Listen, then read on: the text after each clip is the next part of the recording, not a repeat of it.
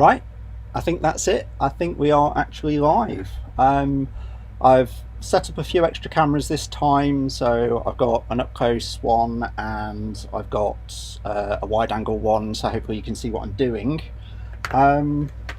Yeah, today it's going to be the AXE system, just a cheapy servo, because this thing's going to be going so fast in second gear, I probably am going to like kill the gearbox in the servo, so that will be a shame if it was one of my expensive ones, so I've gone for the cheapy one. We've got lights, and I'm really quite impressed by this Traxxas light kit, so I'm just going to switch over to the different view. Where are we?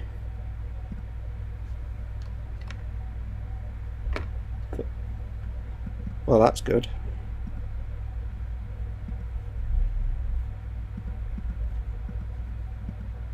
Well, one of my cameras has decided not to work. We'll use this other one then. So in this kit, it's got the rock lights, but the G500 kit actually has replacement light covers and everything that you need to install them onto a shell. So the fact that it came with spares in the RTR means that I've got two sets of spares, which is probably what I need, so we'll break something. Right, my close-up camera appears to have stopped working, so I'll just try and quickly fix that.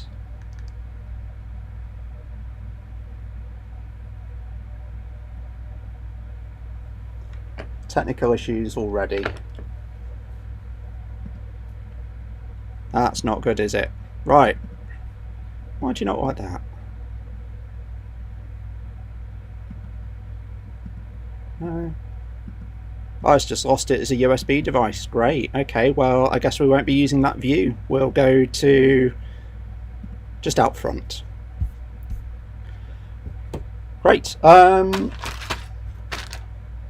shall I start? Let's get the brushless system in. That's probably the easiest thing to install. So yeah, that and the servo, and then we'll do all the lights in a bit. Eagle-eyed viewers will notice that the wheels are a different colour.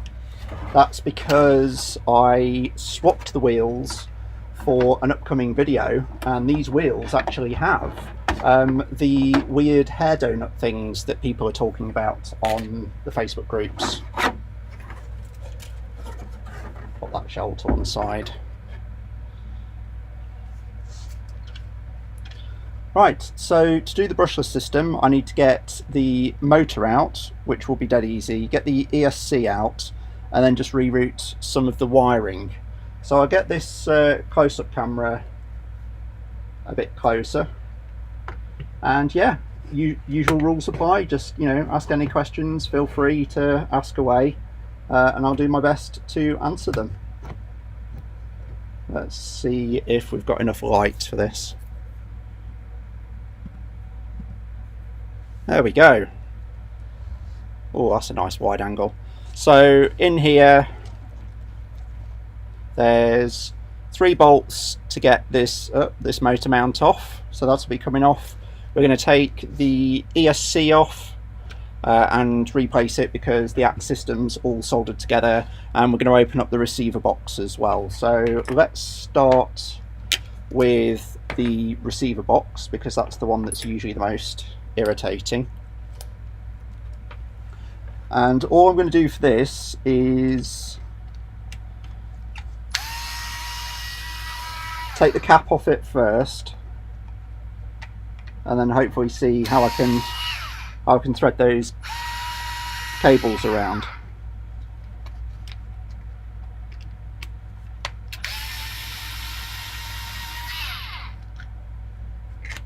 Right, so all the cables go down and under and into here.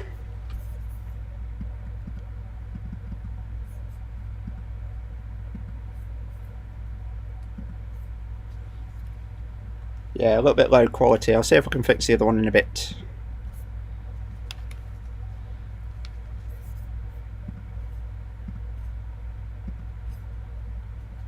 Right, so back to the front. Okay, great.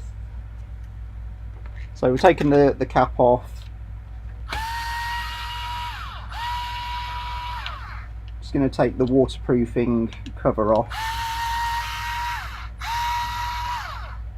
and we'll be disconnecting both the ESC and the servo.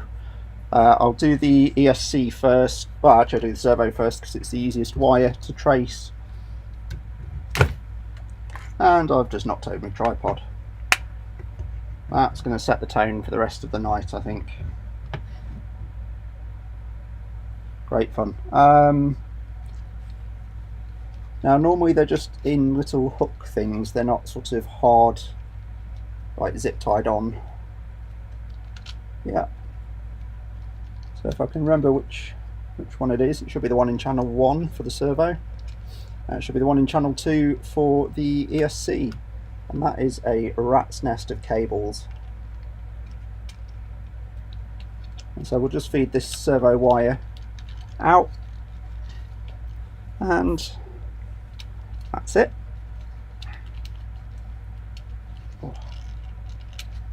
we go, that's the servo wire out, and the ESC is anyone's guess. Oh, they've put them in order. How neat and tidy and careful they are.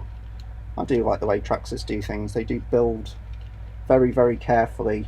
Like, all their RTRs are put together as though they're building their own kits, which I think is a lovely touch. They're very careful with them. This one appears to be, yeah, tucked under and all the way through, so I might have to take the battery box out. Not the end of the world. Let's get the motor off, because that should be relatively easy, although the battery box does look like it's in the way.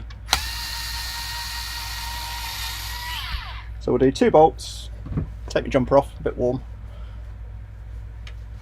and go from there. Whoa.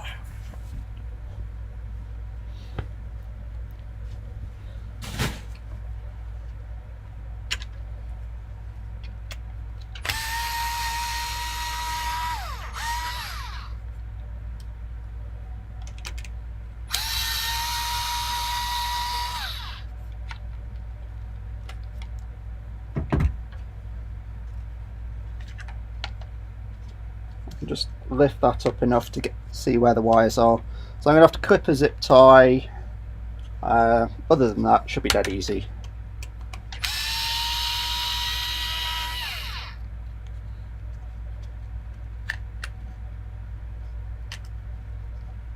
Right, there we go. So we lift off this motor cover.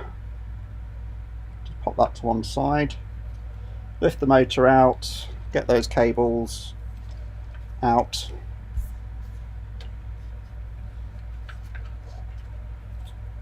And I would disconnect them, but I don't really feel the need right now. This is currently in C, and it's going to go into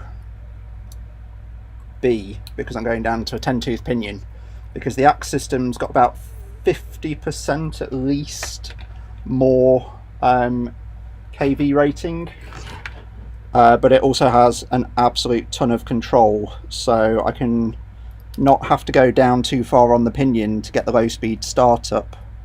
Also I just don't have a 9-tooth pinion, so that's not going to help.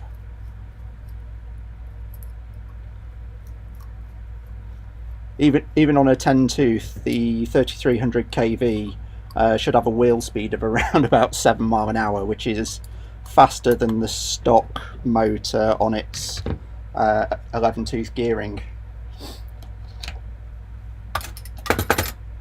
Right, we'll just pop this ESC off. That again is just 2 screws. There's a nice feature on the Traxxas ESCs as well, which is the JST that runs out. I'll just show that in a moment.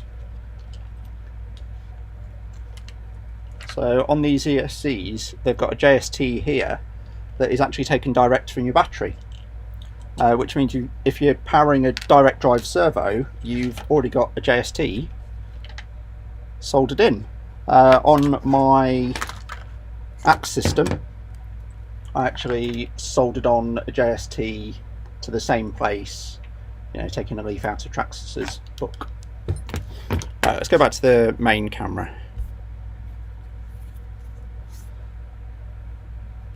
Yep, James has just pointed out what I had to find out, that little cable tie. So yeah, get some scissors, just chop that out. So that's just the cable tie, and hopefully I don't have to dig into here too much to get this ESC cable out. But it feels like I've just got to route it. Where the two micro servos are, there's a little bar that's just holding that together. So let's see, can I just wiggle it out? Just trying to get the ESC cable to go flat enough to fit through that hole. And to be honest, I've got a spare one of these ESCs, so I might do the nasty and just cut the cable off, which I'm sure lots of people will be horrified about, but I don't need it. And yeah, as I say, I've got another spare, but I will see if I can salvage that first. So I'll just flip it over. The problem with this is the G500 has these quite cool but quite in the way exhausts, and they're quite a pain to take off.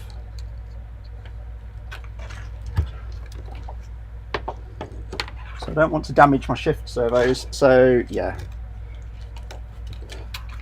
if in doubt, just chop it out.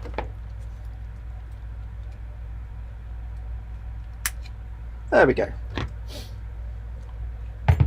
That's the ESC cable chopped off, but I've got loads of these spare, and I've got loads of heat shrink. I'm out of sync. Yeah, I probably am. Tell you what, I'll just swap it over to the other camera and we'll be none the wiser.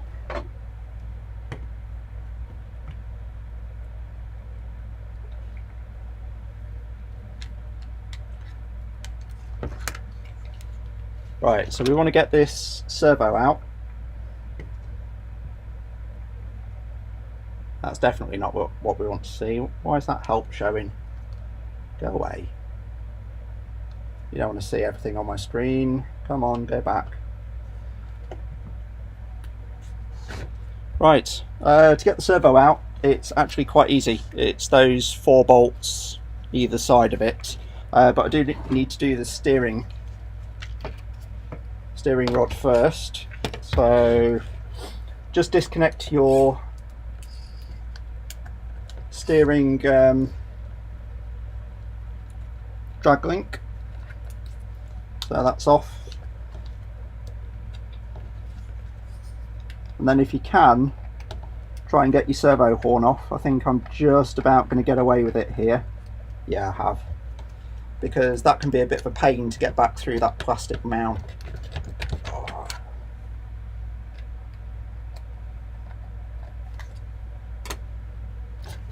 That's not an easy one to catch on camera.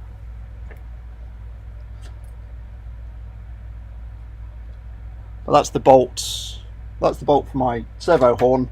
Servo horn's in there, but once I undo those 4 bolts, it's just going to come straight out.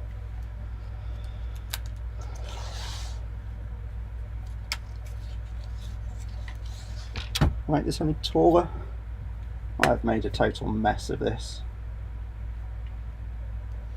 Right, cool.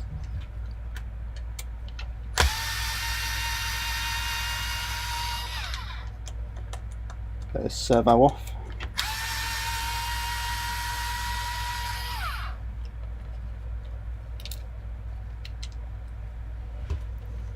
In fact, I know what's wrong with the audio, but I don't know if I can change it.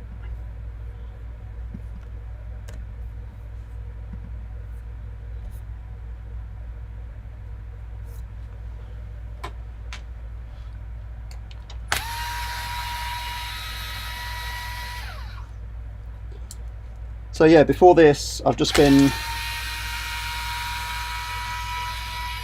Just been recording a video with those hair buns in the tyres, and initial impressions are they're quite good. So that's going to be an interesting experiment at the weekend. Servo horn's on nice and tight. Just get a screwdriver, just wiggle that off. You just pop a screwdriver between the servo horn and the casing and it should just wiggle off, or stab me in the finger, one of the two. There we go. And because the servos I'm running aren't the most powerful, I mean this Traxxas one's fine. That's just the metal Traxxas horn. Cool. Right. Done. Just throw it down a hill and it'll steer itself. Cool.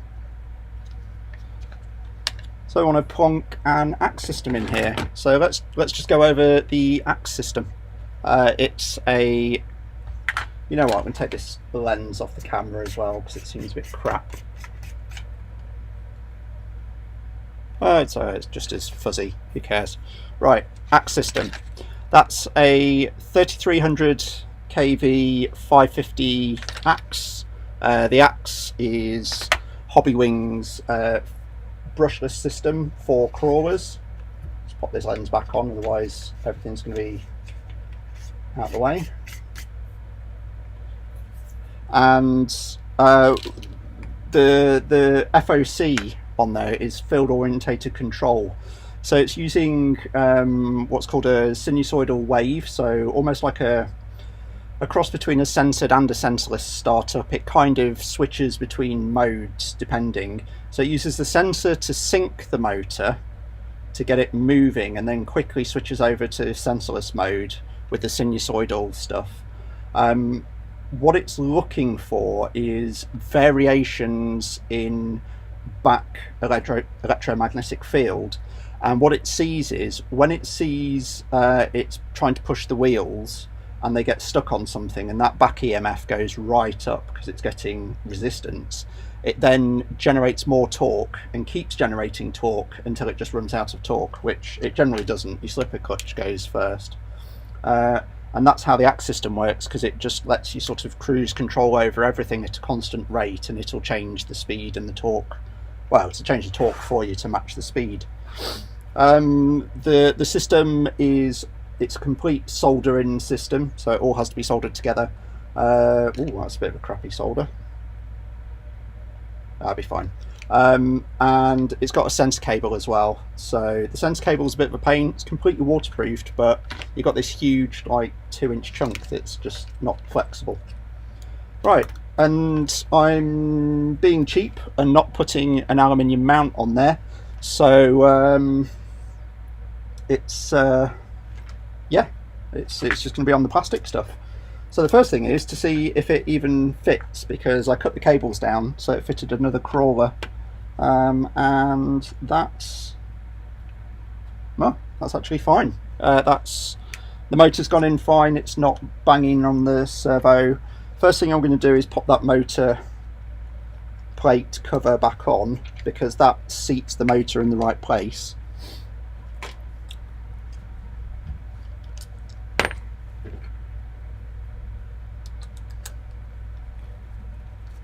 And then we'll look at getting the ESC glued into somewhere sensible and everything else. And I'll try not to drop too many more bolts down into the bowels of the crawler.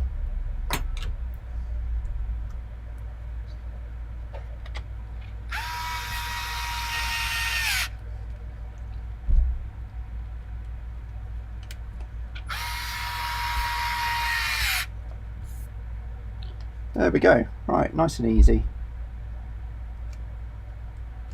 Get that last one in.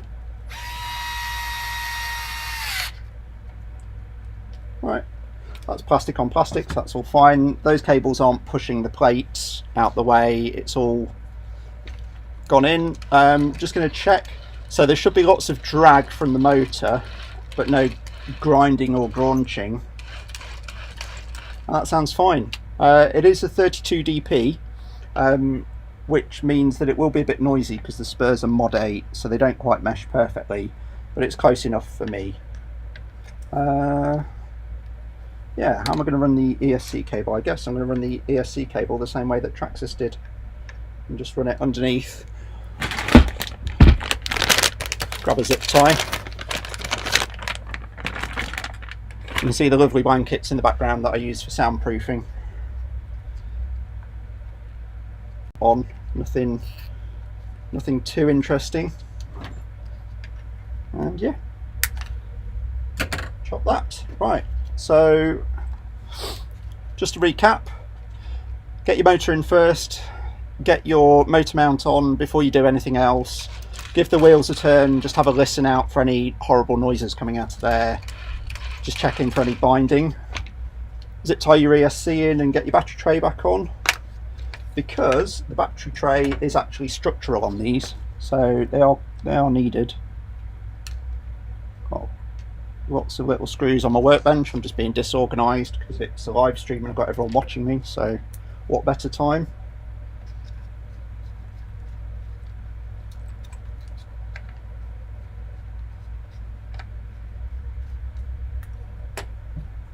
And I just need to get those screws to seat. Basically just got to wiggle these ESC and servo cables until I can get that to bite. Yeah, that's in. Great, so not a lot to it.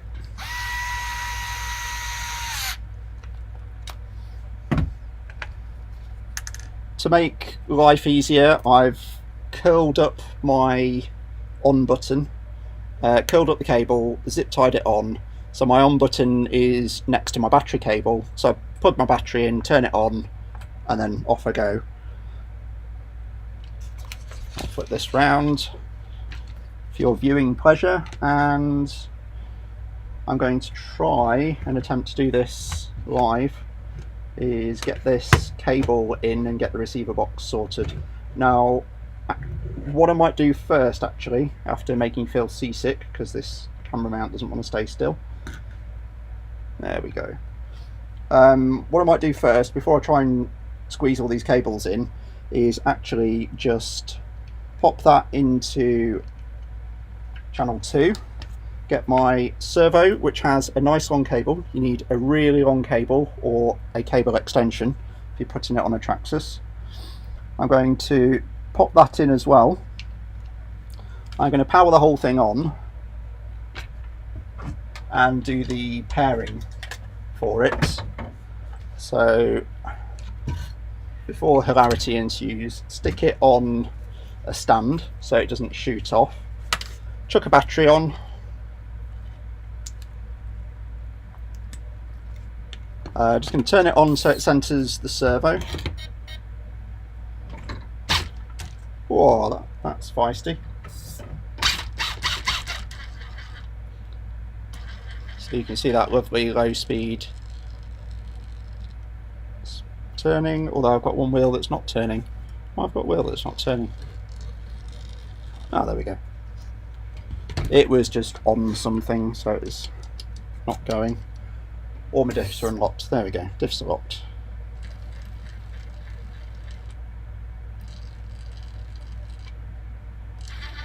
Yeah, the Traxxas controller's not got as much linearity as I'd expect, but that's probably because I haven't done the controller pairing.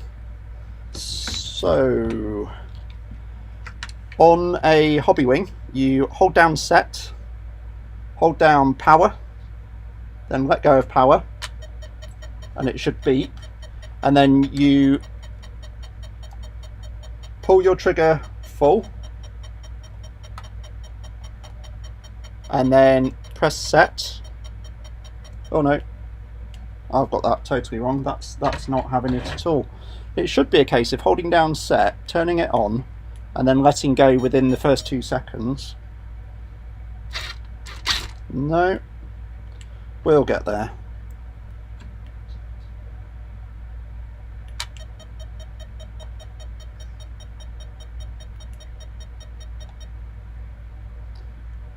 Oh no, I just keep doing it wrong. I'll get it right.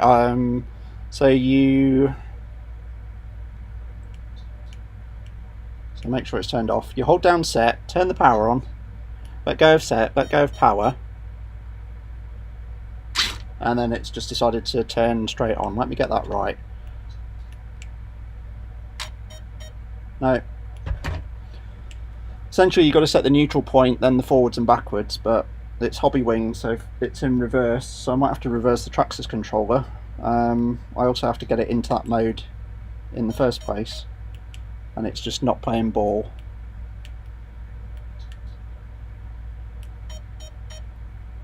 It's just turning straight on, which is irritating me. So hold down set, turn the power on. Right, press set once,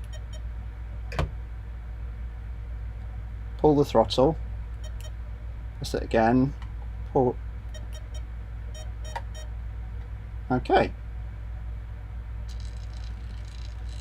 there we go. That's much nicer.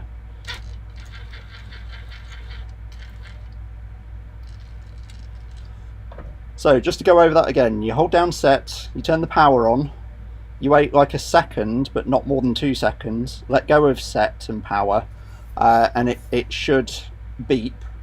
Then you press set again, and it should beep twice to say that you've set the neutral range. Then you pull the trigger down full, press set again, and it'll beep. Then you push it away from you, and then you press it again. It's all in the manual, but it basically teaches the ESC the full length of the throttle, and it means that I can get this really slow speed crawling out of it.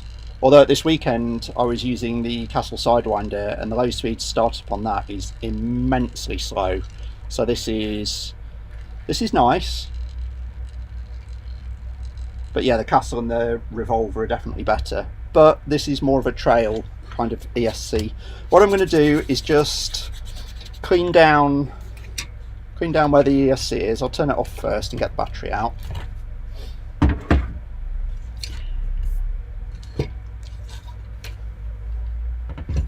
So there we go. Right.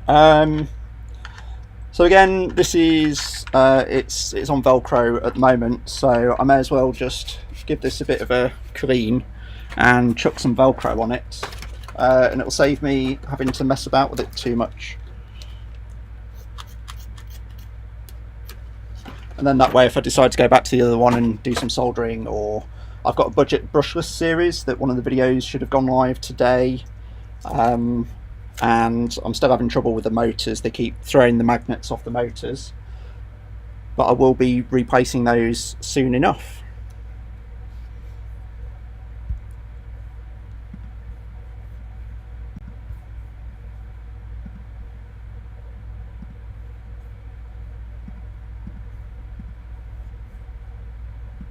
There we go.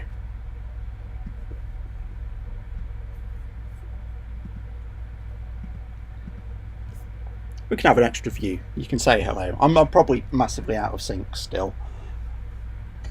All I'm going to do with this is get this Velcro, and it does have glue on it, but it's not the best glue. I'm just going to chuck a blob of impact glue where the ESC should be. Enjoy the wonderful fumes that it creates. Get rid of this sticky line of glue that's just going to keep going, and just give that a mush about, and that'll stick on there. And then after that's dried for a bit, probably about 10 minutes, it should be dry. Bob the ESC back on. Cool. So that's the axe installed. Let's do the servo without trying to undo our glue too quickly. What are you doing to yourself? Right, there we go.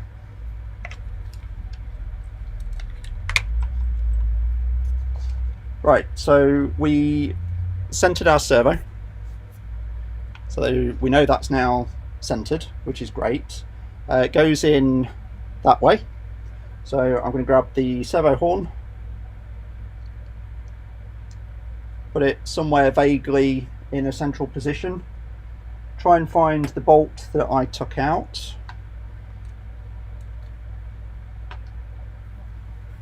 grab some Loctite,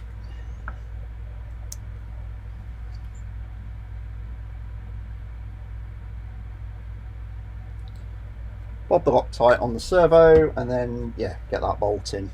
That bolt's already got some blue paste on it, but I just want to be doubly sure.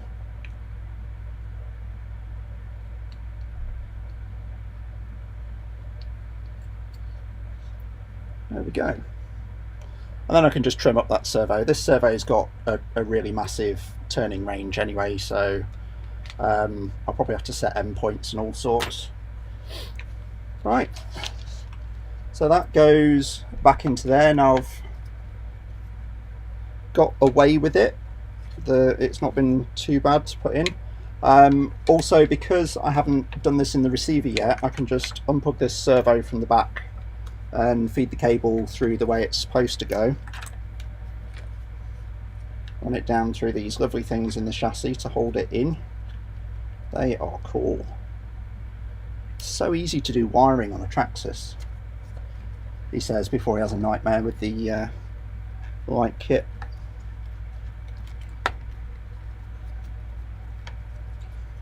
Right, and then I've just got those 2.5mm bolts to bob in.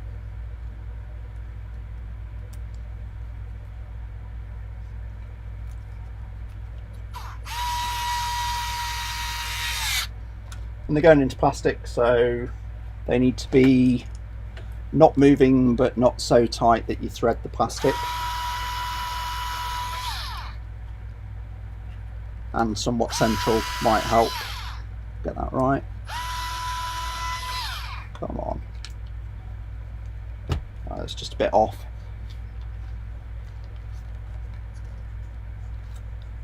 So servos sometimes can be a bit of a pain to centre, but that's just because they're designed to have a little bit of play, because not every servo mount is perfect. Tell you what, I'll just get a view of that and get that bolt in.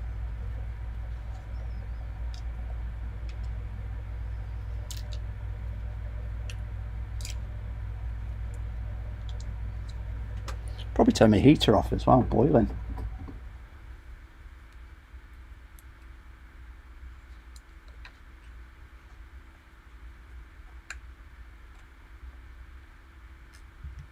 Cool.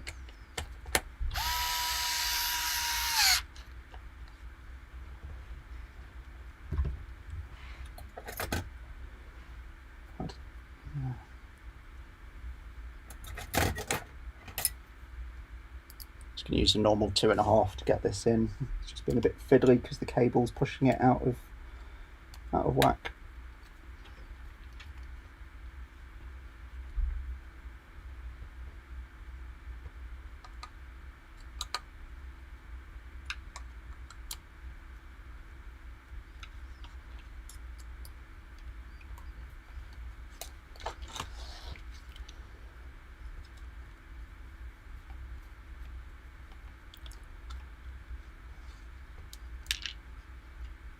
That servo doesn't want to go in at all.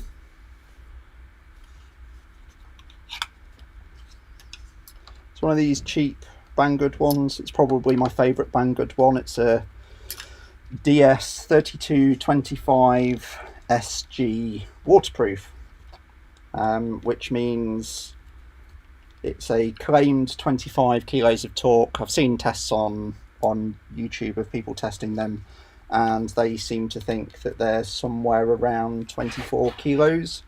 Again, it depends whether it's on 6 volts or 7.2 volts, 7.4 volts. And I'm going to run it on 6, which means I won't get the full power, but I also won't burn out all my shift servos, because I haven't looked into replacing those yet. I can't be bothered to set endpoints and everything else when I replace them, so I'll try not to kill them. Right, that's the servo in. It just took a bit of wiggling because it's it doesn't sit quite as nicely as the Traxxas one does, because the Traxxas one's designed for their servo mounts, which are just a little bit wide. Right, and flip it over and reconnect the steering link, and for that I'll need the right sized hex driver.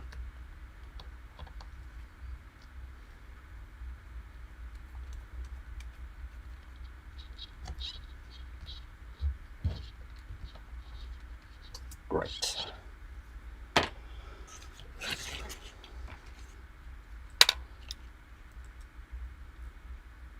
So because the servo's changed, I'll just have a quick look at the end points.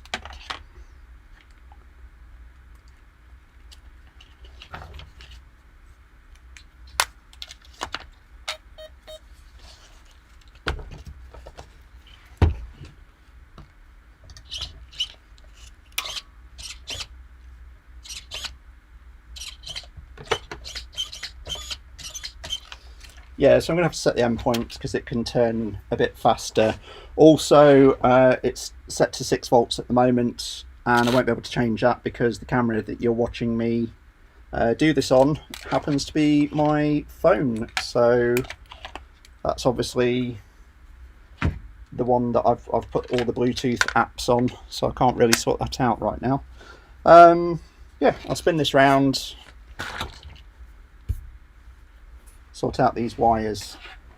So I've got to get our servo wire and our ESC wire into the receiver box. So it's just a case of squeezing them in, pulling away any excess, and I'm starting to see why they have that little cable thing to keep the cables out the way, because it's to stop the shift servos from picking up your ESC cables. So we'll work out a solution for that in a minute.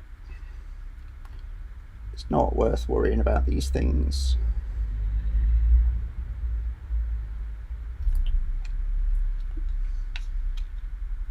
Let's try and remember which way this goes in, because Hobbywing just made all of them black.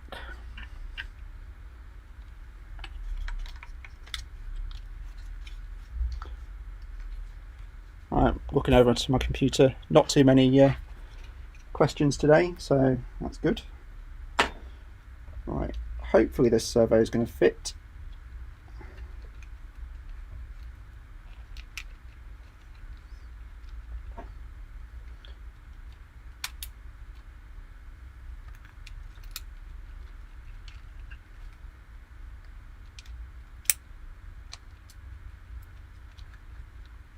Oh, it looks like it's going to be short. So it looks like we might be flipping that receiver box around, but we'll see what we can get done.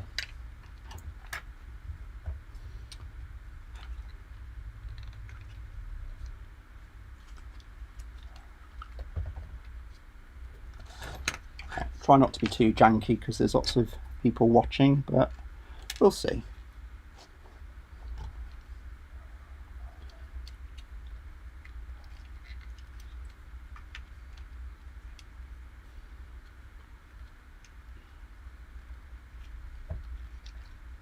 Just stretch that servo wire to get this closed, then everything will be fine. Nothing to see here. Tiny bit of stress on that cable isn't going to break it. Might break me, but it's not going to break that.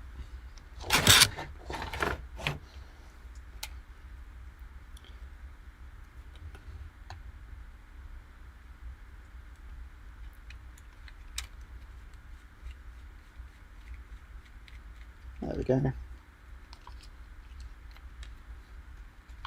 So it looks like it's just going to run up and over the top, and as I crank it down it'll change the angle. Just see if it gets in the way of those diff servos, but I don't think it's going to be. I think we might just get away with it.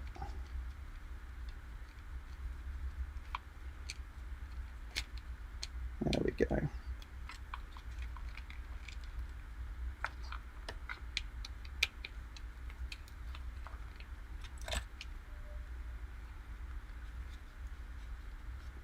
Yeah, not ideal, but I'm not going to worry too much about that. What I am going to worry about is that I've knocked this gasket off, this blue gasket that keeps everything waterproof, and that I want to make sure is on there properly, because if it's not, when I dunk this thing in water, I'm going to be walking into that water and fishing it out because the receiver will drop dead. There we go, sorted. I'm just going to do that loosely because I haven't really thought about how the lights connect, and I'm going to guess the lights probably connect into that box, so I'll be going in there again anyway. Let me know in the comments. No, I don't put anything on there. This is covered in grease anyway, so the combination of the grease and the foam and doing it up nice and tight generally is fine. The water has to get in, up, so it has to get in there, up and over, and then into this. And actually this is pretty airtight, and this is pretty airtight, so it has to displace the air as well, so generally it's quite hard for water to get up and over and in and everything else. It can get in there, so I wouldn't recommend submerging it for hours and hours, but I've never had an issue. I did the same thing on my Sport, and that did not die. And in fact I put non-waterproof receivers in there as well. I imagine the Traxxas receiver is probably a little bit waterproof just in case.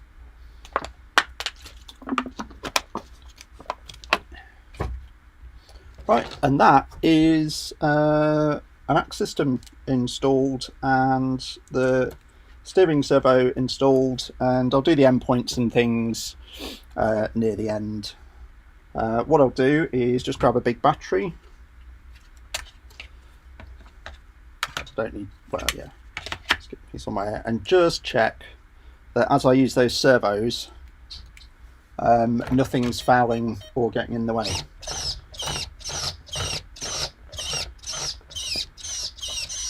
So that's nice and strong. Lots of steering there.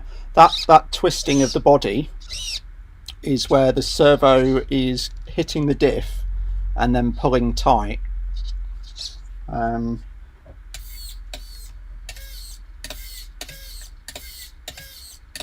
Yeah, it's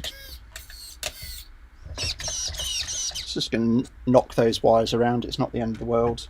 Steering trim's off, but that's because I've just knocked it with my hand. And yeah, that low speed startup is good enough, considering that when you're on a hill, the low speed startup's really nice because you've got a bit of back EMF on the motor. But let's just try that now. Yeah, so that's just changing its speed as it rolls over tools and the desk and everything else. Right, let's go back out front. Oh, so someone's just said on the chat, yes, the lights go in there. Right, and even though I washed this thing, there is loads of stuff all over the front. So we'll pop that down, unplug it, and we'll do some lights. I've got some bolts left over as well. Hopefully they're from the ESC, that's fine. Just got a bin next to me, just tidy up. Right.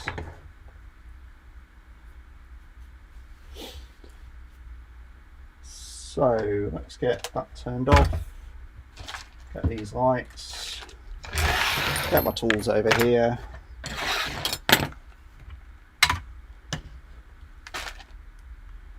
Right, great. So I've gone for both the rock lights and the lights as well. I'm just going to pop open the instructions. If you've got any questions about anything I've done so far, please ask.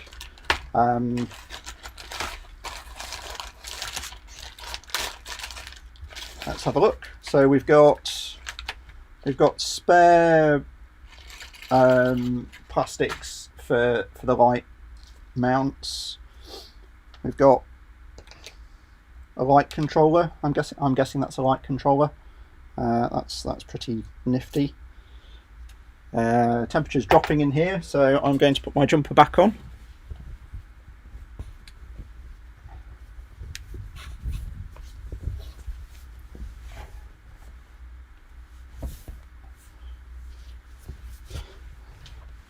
If you want to buy your own just scaling jumper, then please like and comment on this video that you want me to do that, and I'll open up the shop to the public. Yeah, so we've got some lights. They've got lots of different colours on. We've got red, green, yellow, and then some kind of controller and resistors. Cool.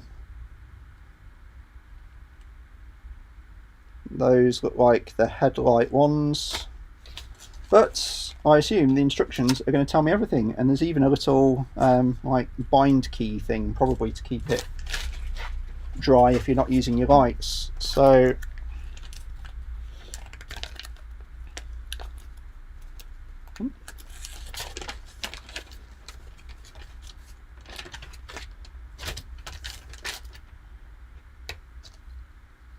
right, so that's the distribution block. That's obviously going to go on there, go on something. Great. That other thing, what's that? Don't know, we'll find out. Oh, that's the lighting module. Cool. Well, start at the start. Lighting module. So it says the first thing you need to do is open up your receiver box. Great.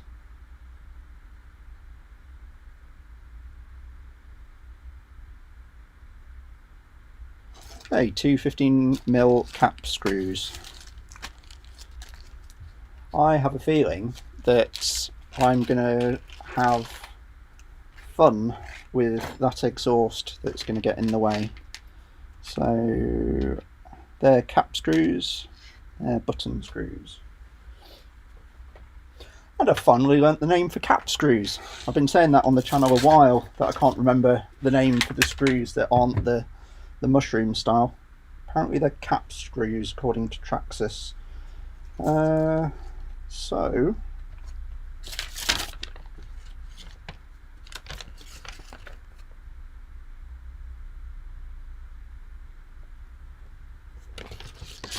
find our lighting module.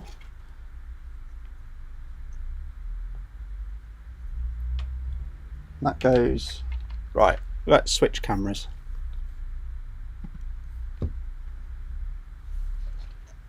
There we go. So you've probably got a better view than me, but I'll do my best.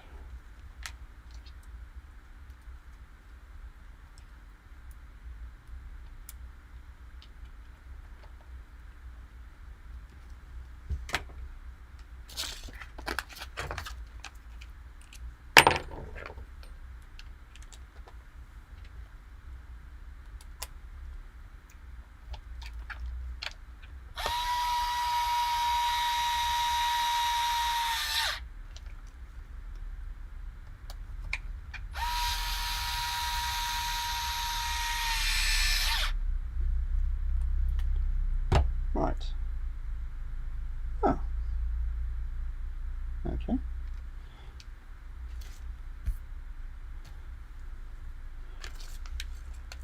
Remove the screws from the receiver box, remove the two countersunk screws, lift up the battery tray, route the red wire from the LED lighting module to the right side of the chassis between the two T-lock servos through the hole in the receiver box. Plug the connector into channel 1 of the receiver. Note the connector can only be plugged into any non-telemetry channel. Ah, that's interesting. Right, okay. So they're using the positive signal of the channel so to determine which way to turn the indicators. That's cool. I always wondered how that worked, and now I've just found out. I would have thought they would have used the signal, but yeah, they seem to be using just a voltage. I've now got to unscrew that side of the receiver box that I just bodged in, and unscrew the battery tray, and basically undo all of my hard work. So you may as well join me in undoing all of my hard work. Wasn't that hard work, was it really? Right. use power tools for this one, because I just need to be lazy.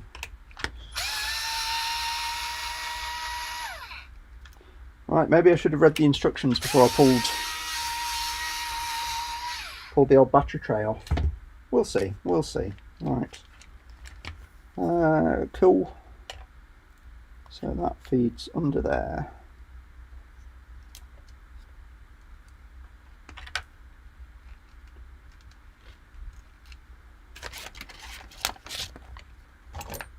Get my tweezers. Grab that connector.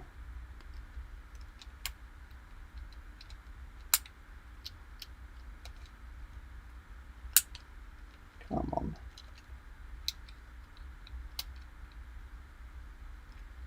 Easy peasy. Right.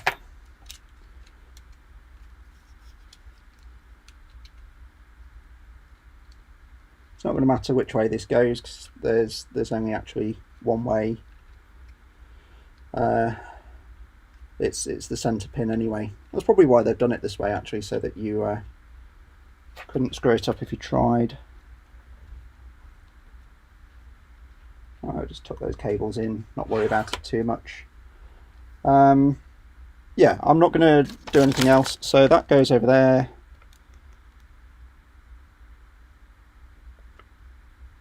Apply additional bead of silicone grease to the wire clamp. I'll live. And when you see a live stream of me fixing this thing because I got my receiver wet, then it's just more views.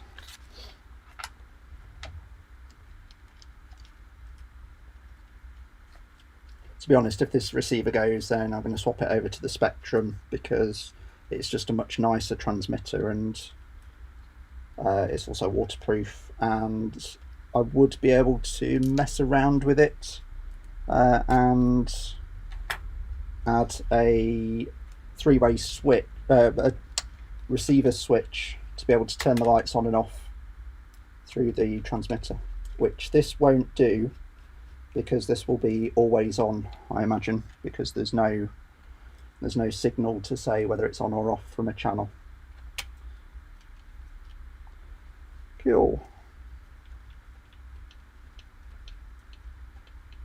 Yeah, there was enough silicone goo on there to stop that from needing to be redone.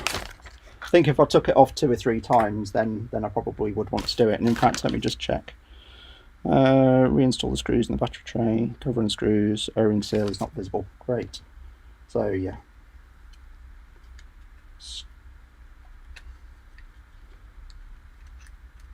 Squeeze that wire in to make sure none of the wires are trapped, and do that up. Whoa.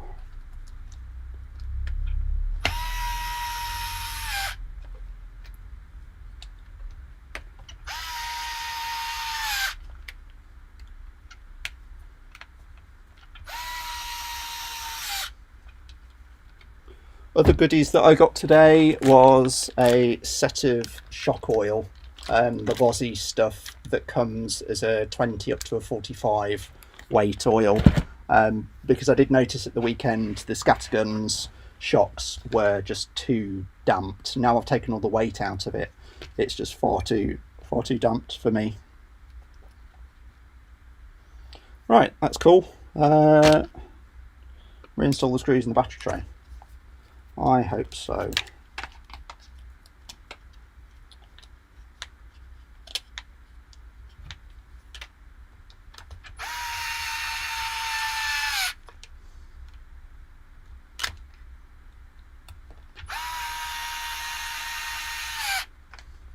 Nice and simple so far. And it looks like connect the black wire to the JST. So the JST that I was going to use to power my servo, it's a good job I haven't put a direct drive servo in there, because it powers my lights. Great. Yeah, cool. Okay. That goes somewhere. Right, so now we're on to the body. Let's see. So I've got to take this front grille out. So I'm going to use hand tools for this because I don't want to screw anything up.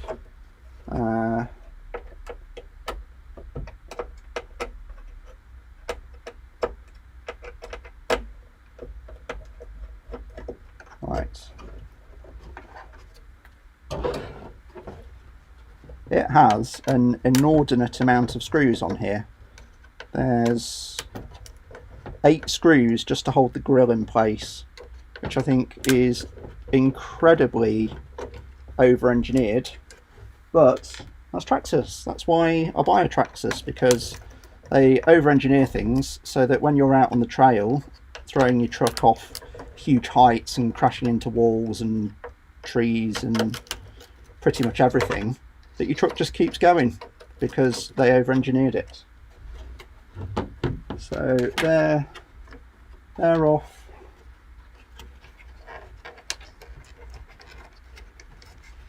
They're off. So just for the benefit of the camera, there's 2 screws that go in there, and then there's 6 that go along there. And then hopefully that should just come off.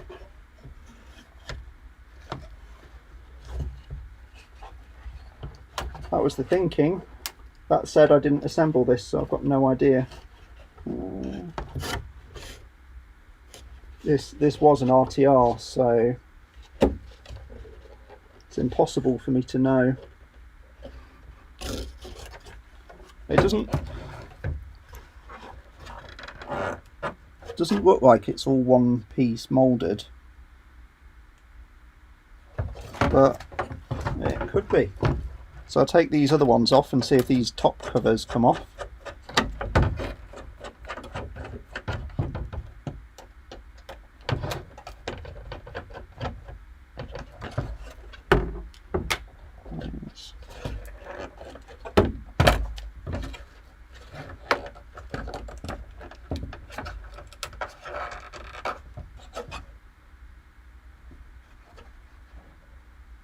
Ah yes, this is where I'm going to have fun.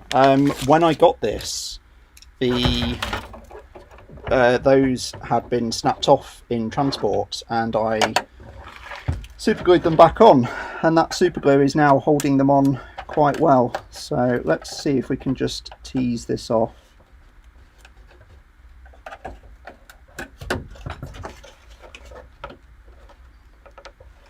Looks like they're just pressed on. Yeah.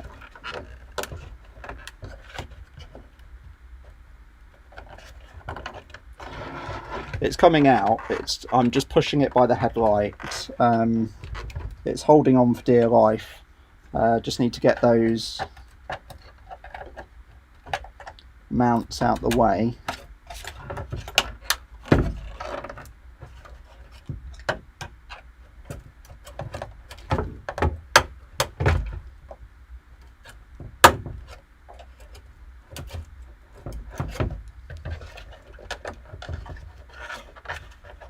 They're just stopping it from sliding out, but because they're super glued on, it's a bit of a challenge.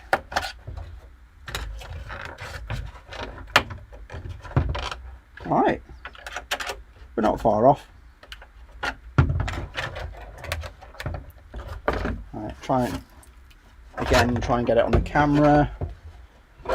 So there's a little mount just there that's stopping this from sliding back. So I'm just trying to wiggle those little mounts out so that this can slide out and back, because there seems to be pins that hold it in.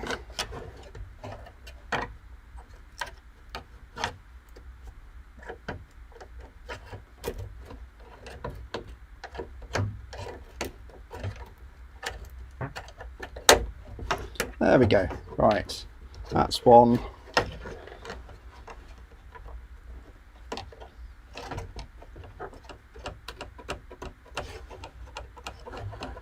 Yeah, that's just...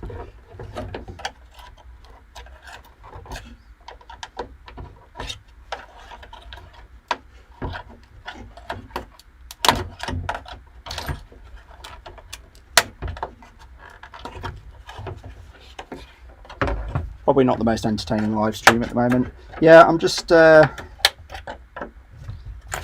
struggling trying to get that to clear.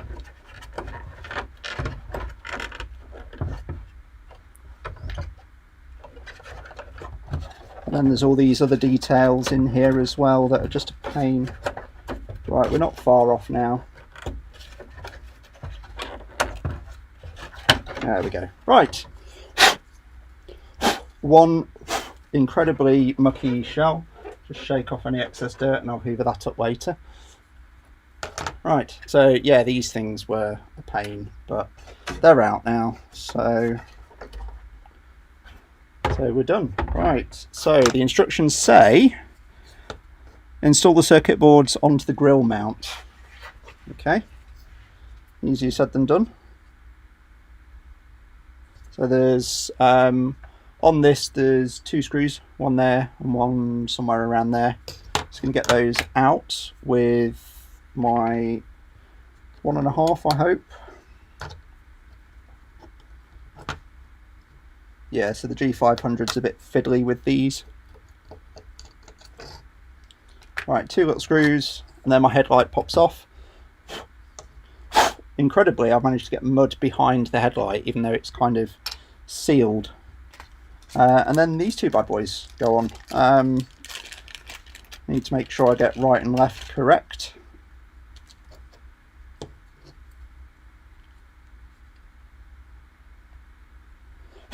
Get my headlight lens off. Right, it tells me one's front left and one's front right, so that's good. They're connected by a rat's nest of wires, and then I'm assuming they're the marker lights. Yeah.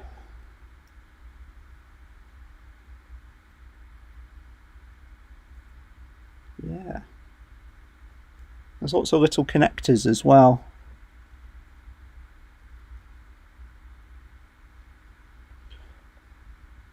Let's just do the reflector lens and worry about the connectors in a bit.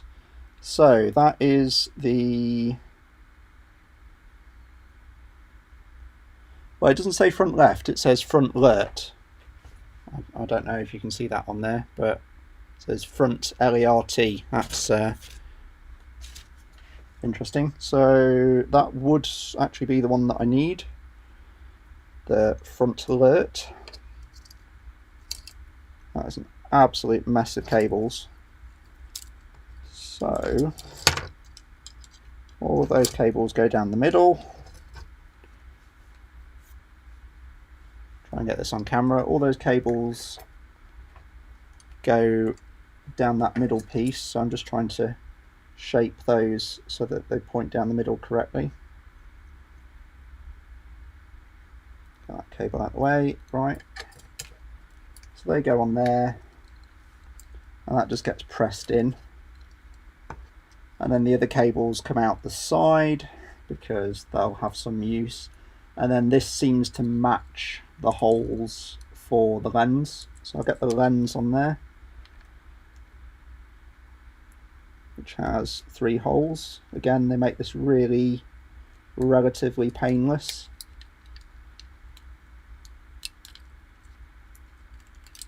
Oh no, it snaps right through and holds it in position. Oh, that's a really nice touch. If I can get that to line up properly, yeah.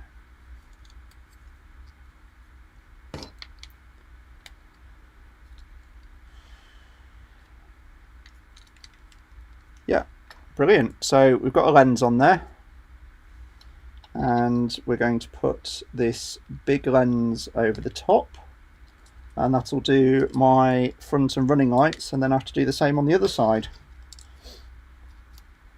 Cool.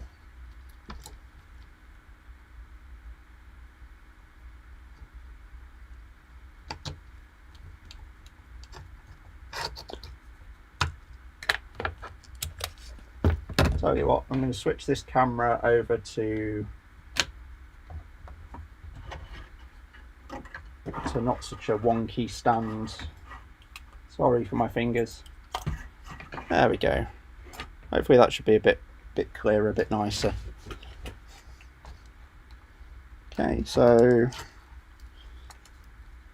we've got the screw in there, putting the one in the bottom. Yeah.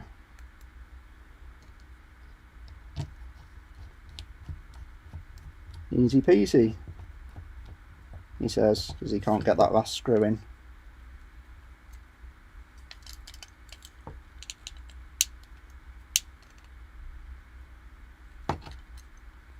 Well, it's making plasticky clicky noises. It doesn't seem to want to sit as nicely as it did. Just undo the other screw and just try and square it up a bit better.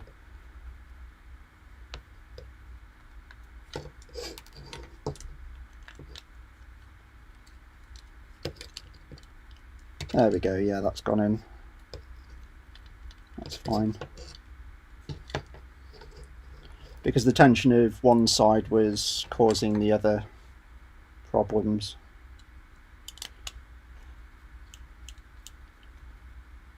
There we go. So that's one side done. Not entirely sure what all these tiny little connectors are for, but I'm assuming that there's junction blocks and things to connect them to.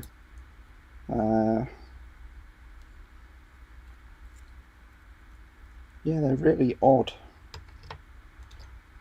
It's like a single white and a single black. I'm sure it'll explain itself in a minute.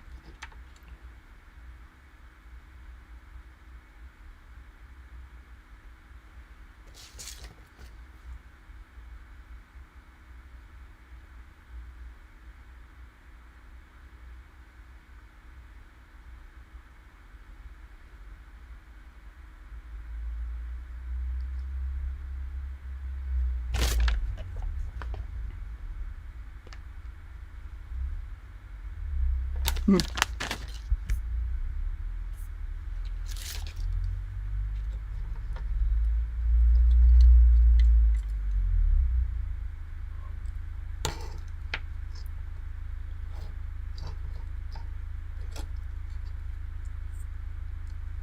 trying to work out where all these cables go.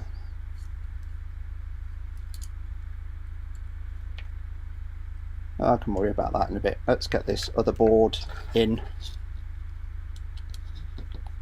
So yeah, the hair donuts and the wheels, they were interesting. The G-made wheels were an absolute pain to put together, but they don't feel like traditional foams. So I think they're going to be the next kind of should I, shouldn't I do those kind of things, is brushless better kind of conversation. So it seems like everyone was unsure whether they were going to go brushless or not, and then people have just decided it's fine. And I think it's going to be the same with those weird, you know, hair donut bungee things, because they do have all the properties that you expect from a foam, so they might be a viable alternative. Oh, that's not good. Helps if I don't drop stuff on the ground, so I need to be more careful there. Right. Popped all of that through.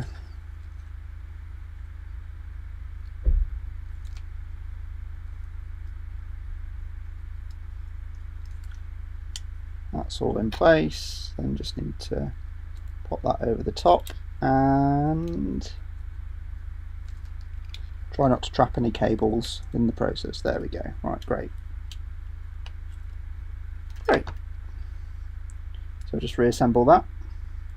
Might want to, I'm just going to tap out some of the mud. Ooh, wet mud that's in there so that the lights shine through properly. Oh, it's actually got a leaf in there. That's impressive.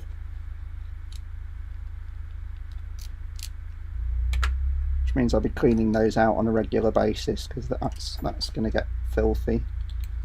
Right. Try again installing that. That's great. All the prongs line it up really easily. It's gone together a lot easier than the other one. There we go. Where are we? So that just gets screwed together.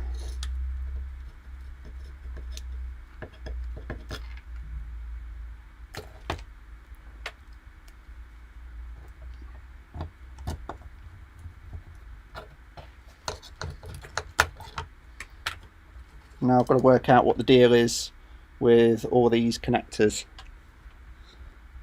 Okay.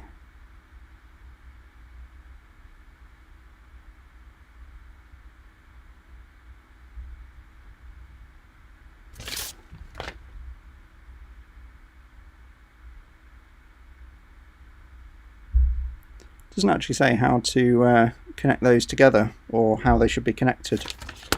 It's very weird.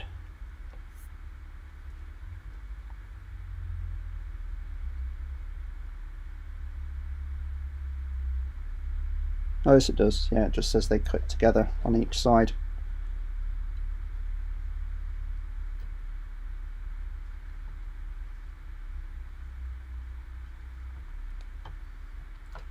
Okay, don't understand, but I'm just going by the instructions.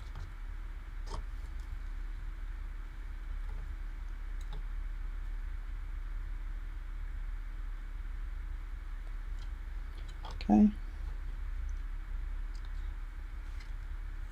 And we somehow feed those wires somewhere. Hope for the best.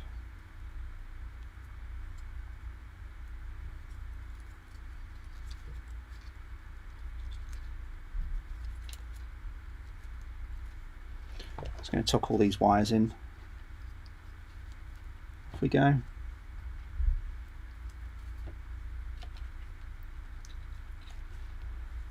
Oh, very tired today. Seems like these winter evenings are just starting to make me a bit groggy. Need to wake up a bit. Right, that's all squashed back in, so I'm going to try and install that. I've got some dangly lights sticking out that I assume are for the side repeaters, so we'll work that out now.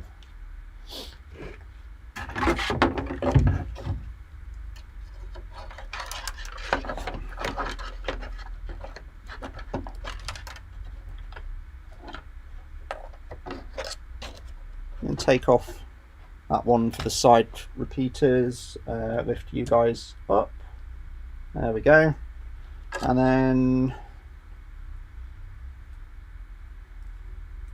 hope for the best. I think it's going to be a case of hoping for the best. So I'm just going to try and tuck away any wires that need to be tucked away. I'm just going to jam it on there and hope that it all fits.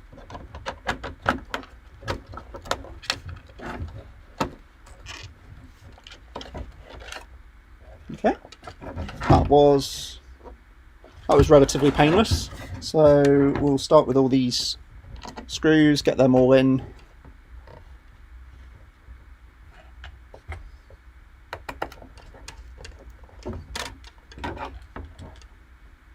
In fact, I'll try and get those on.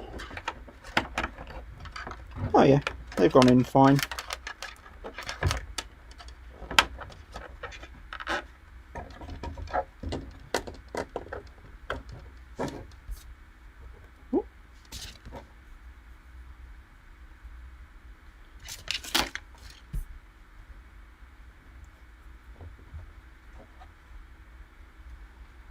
Oh.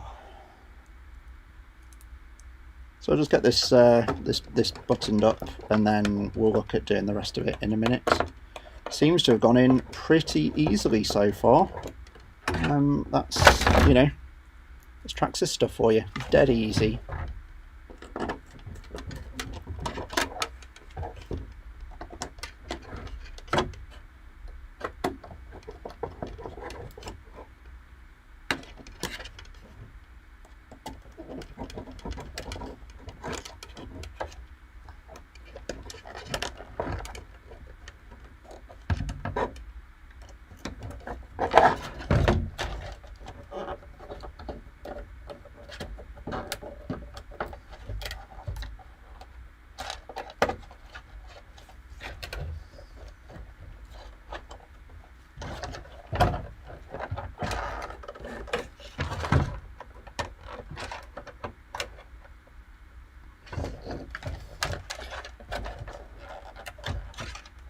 trying to get that mount to go back in, just not having it.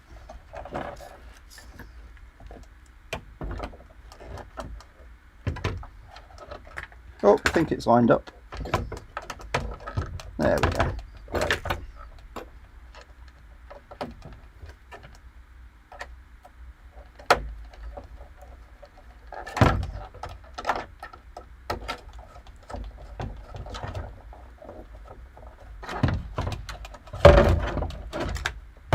Right, pop the other one in the other side.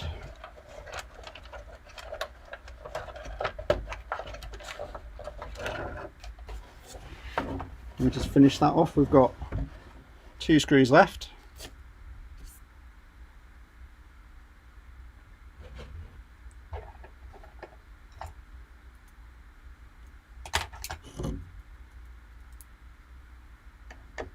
They just go in there.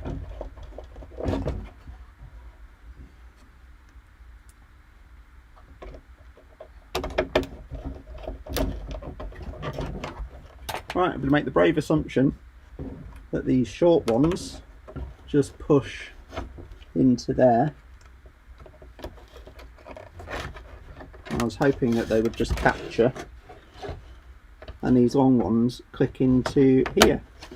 Okay, the long ones are clicking in nice and easy. They've clipped in. Those ones though don't seem to want to fit on there. So do I need to swap those lenses over? What have I got? What has it given me?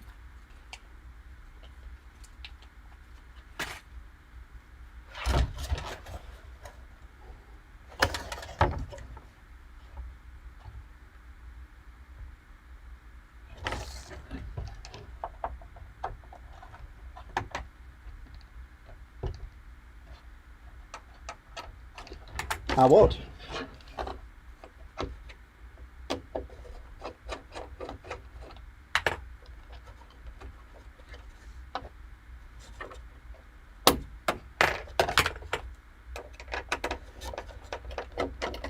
So I think we're going to have to just pull those side markers off again, even though I've just installed them, but they went on easy enough, so they should come off easy enough. And it looks like the side markers are going to be a bit of a pain, but you know, that's how it goes.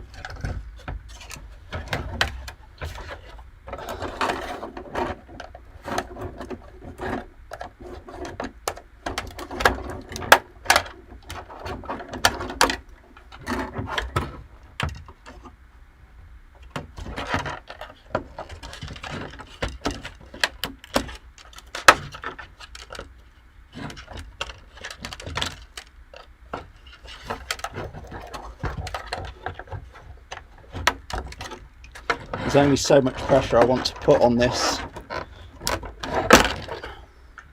because obviously I don't want to crack this shell. So it looks like those lights that I've glued on have little orange inserts if you don't have the LED kit. So we're going to have to just work those off, which is easier said than done. But they should just pop off. There we go. And because we got spares, we'll use the spares. There we go. Right. So these are the ones from the kit. Bring back down, everyone. So the ones from the kit don't have the little orange insert, and also they don't come broken like the ones on the RTR did. Just need to find my scalpel to get into them. Great. Do not over tighten. Maybe the person at the factory should have read that warning. Right. So now I'll be able to pop those in. So I'll do the mounts first.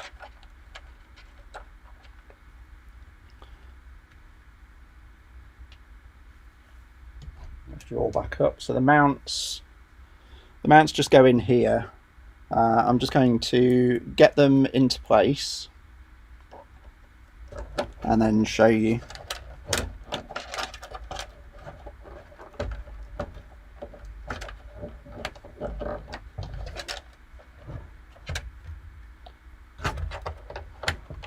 They attach to the top of that grille that we've just been working on.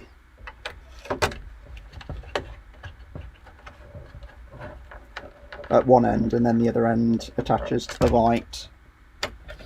So it's these here, and they just attach to the grille. And then now I should be able to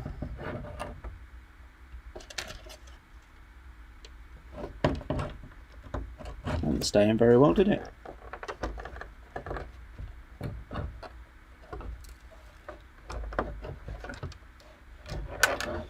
Whew. Got light mounts breaking all over the place.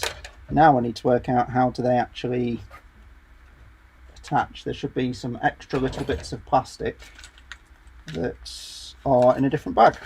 Cool.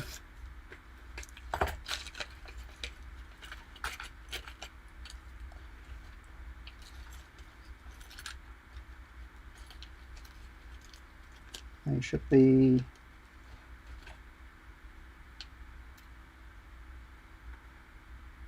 right.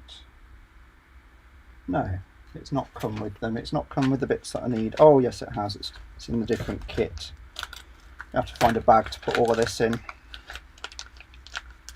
There we are. That's the one I need. I'll find the other one. Yeah, that's great. So we've got spares.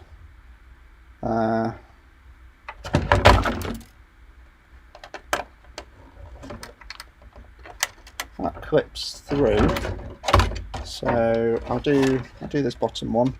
We push this through and it clips into the hole of the other one, hopefully. Get it all lined up. There we go.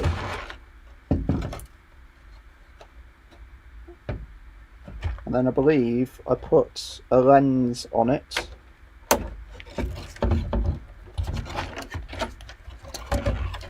Fun. Right. Pop the lens on it, screw it down from this side, and then chuck that light in, and then that's the first of our side markers. Yep. And this one, it's the same process. So we put this black square piece on, that fits in. The lens goes over the top, and then the lens has got the hole for the screw to go into. And we just tighten that up. And that means I've got 3 out of 4 side markers done. When that decides to actually attach, the heat shrink's stopping it from attaching. It should just push past and click.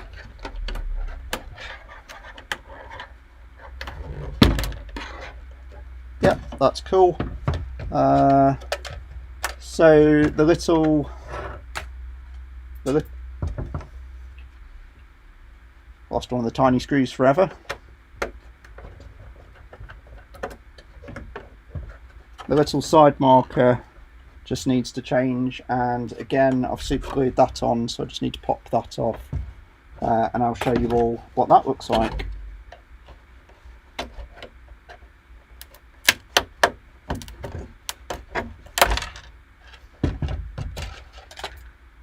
So that's the little side marker piece that just snapped its bracket, so we're going to just pop a fresh one on.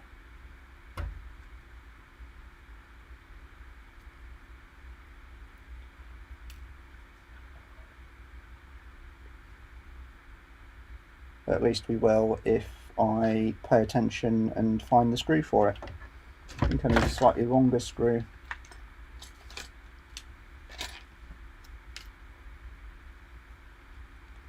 Interesting. Unless I can find the replacement glass in this, and then we'll just pop a new glass on. No, those side markers, yeah.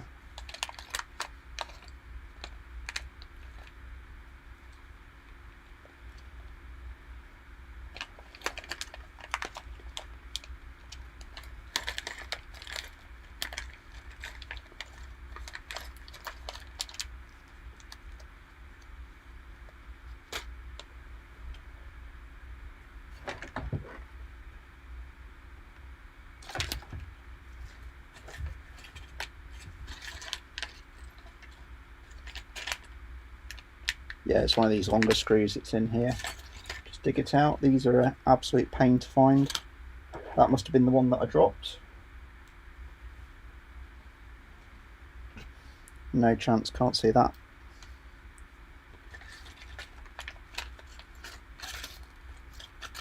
It's got any long one there.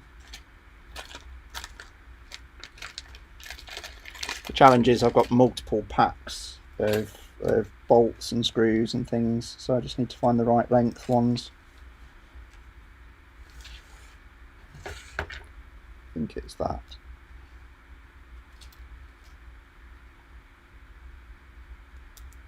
Yeah, that's sticking through, great. Okay.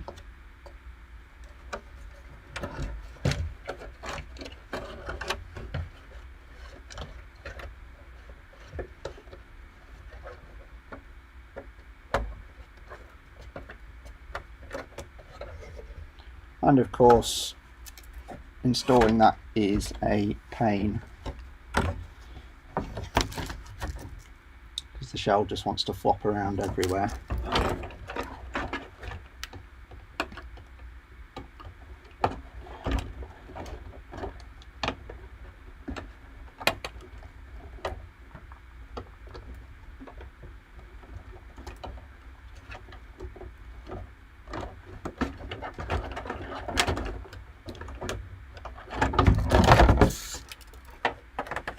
Right, great, that's sorted.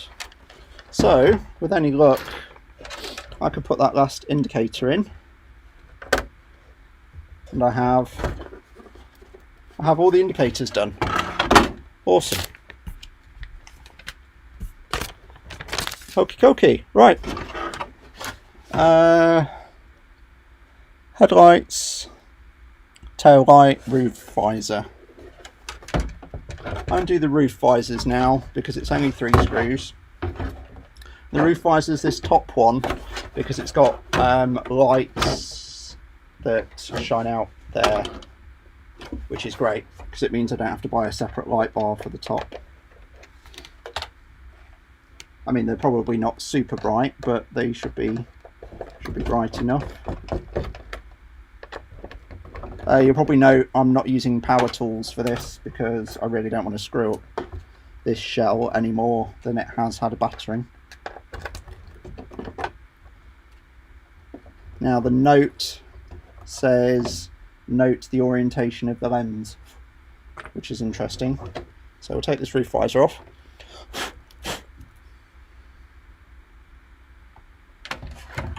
Cool, right.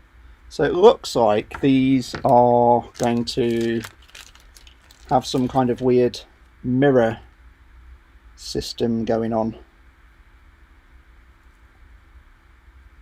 Cool. Right. It doesn't say which one's left and right, so that's good. I assume they just stay on constantly. I'm hoping they stay on constantly. It looks like these lenses are nicely full of mud, they're held in by some grub screws, so we'll just get those out. We'll give the lenses a little clean because they're full of mud. Managed to get mud inside of the lens of this one, so that lens just pops out.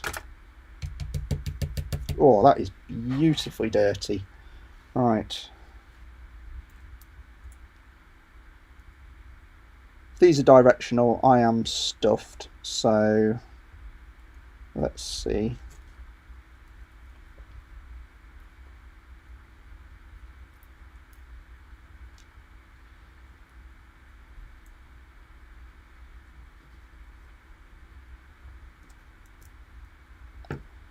There we go.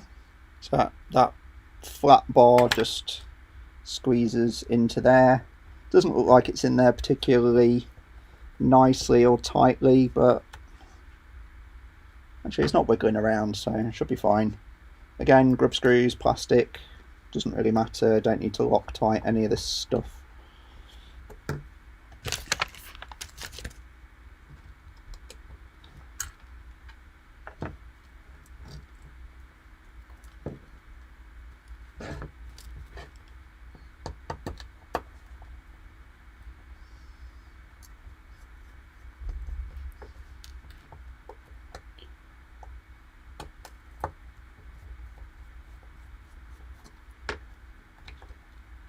Right, pop that out.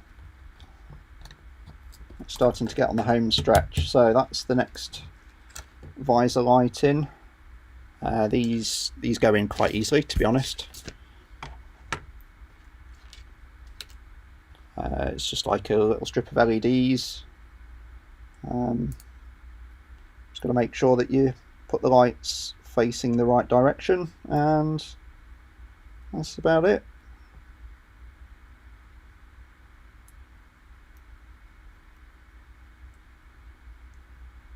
Though this strip seems marginally longer than the housing. Right, there we go. That just clipped in that time. Okay, that goes in. Cable runs along the little cable guides. Yeah, no dramas there. Grub screws back in. Then work out how to route these cables back through. Probably help if I use the right hex driver as well. Oh man.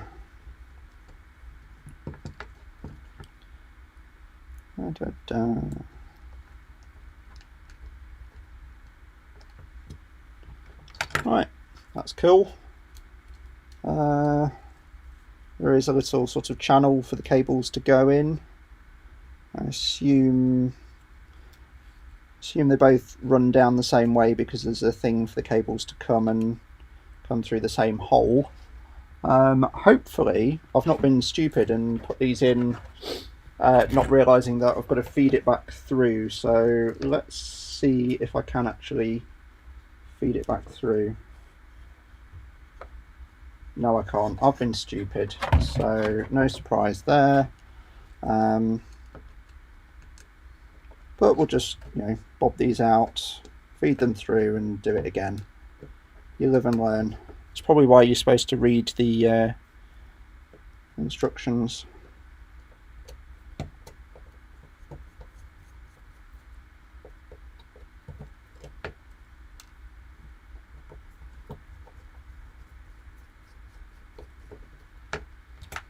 Okay.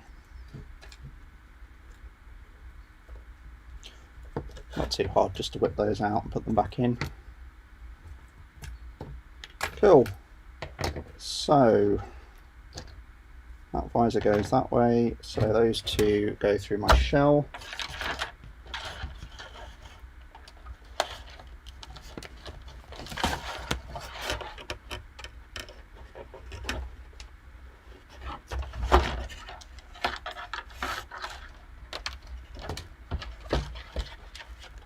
See, the LED lights are supposed to go through the shell and then you put them onto the lenses afterwards. I see.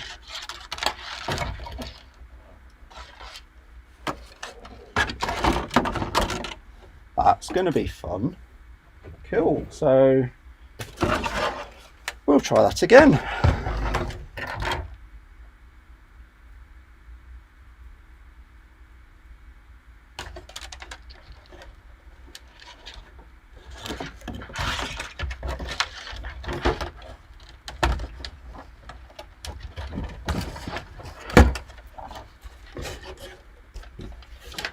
hold on to them this time.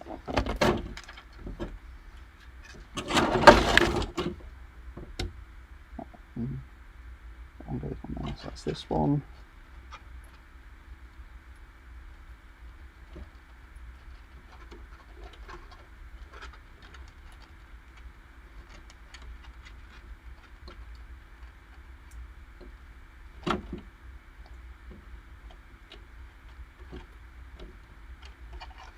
That's one, and we'll just bob this one on. It's two, and they, how do they go? They pop into there.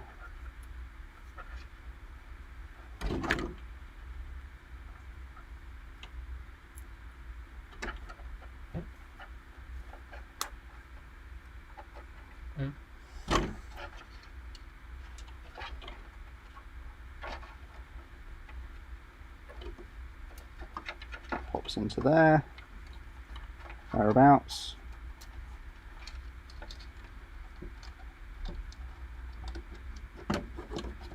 And that goes on there, and then we hope for the best.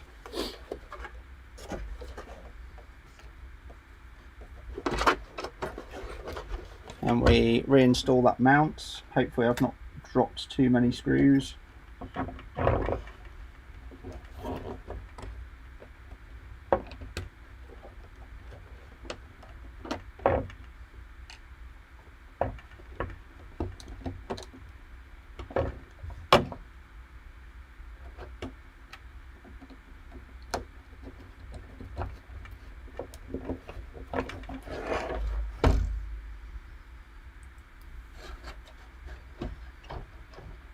And I've not done those blooming grub screws, so I've got to take the whole thing apart again.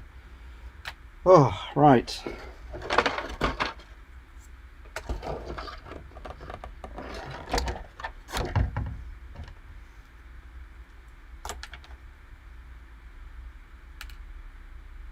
The grub screws will make sure they don't jiggle about or fall out, so definitely need those in there. I don't have any glue on it, so yeah.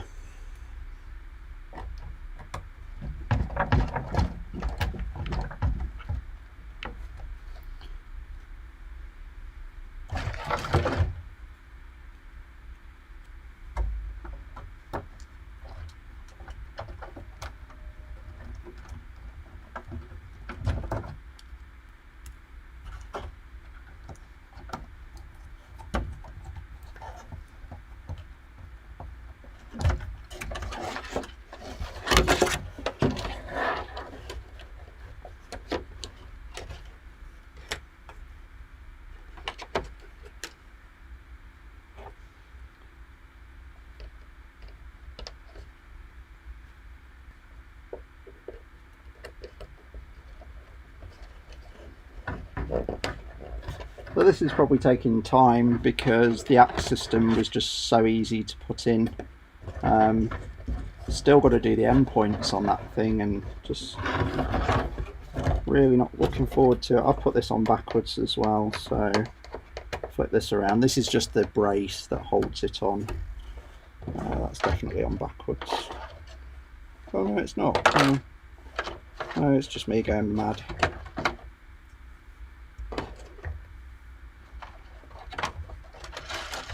Probably just hadn't squared it off properly. Yeah, that's better.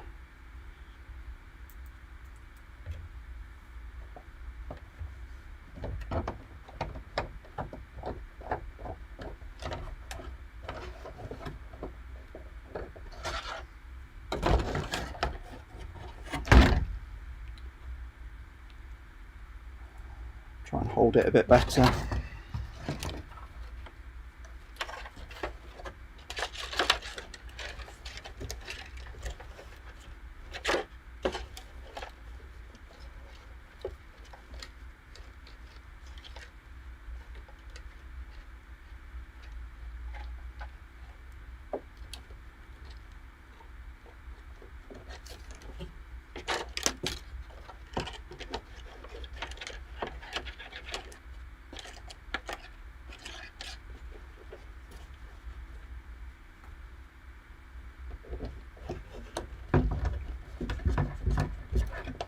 we go, that's bitten now.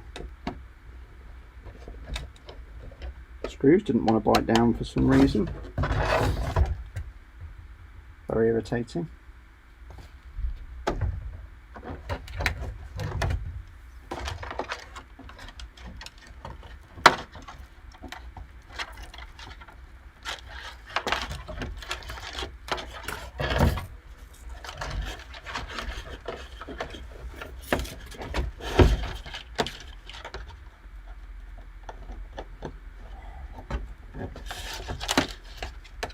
Well, that's just confirmed to me I've put the wrong size screws in the other two, so just put these short ones back in and then my brain will come back together. So we're just putting, that's the top bar sorted. I don't think they're going to be super bright, but they'll be bright enough. Cool.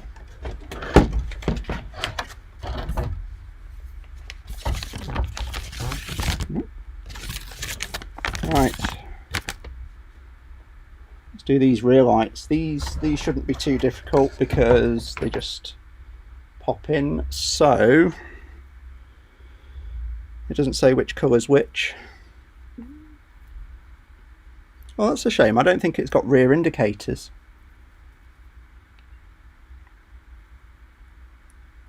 Just rear lights.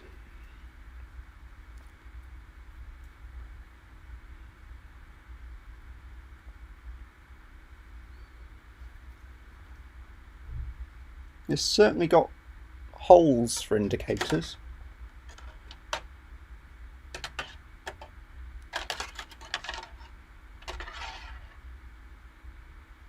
Why are we losing? We're losing one of the cameras as well. Who knows? Right.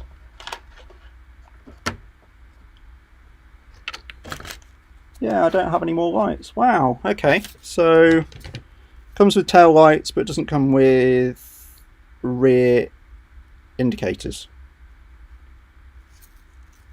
That's a shame. That is a shame. I was expecting better there.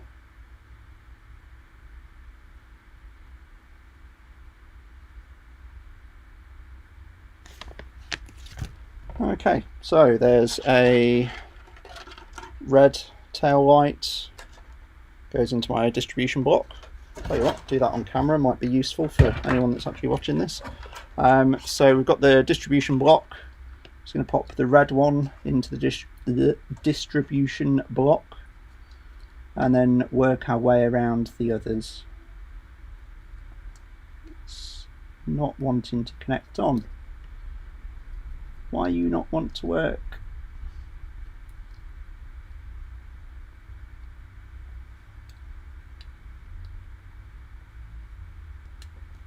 Cool, that's that one.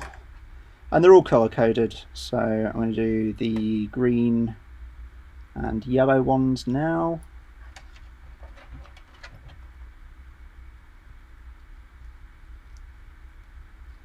And then there's the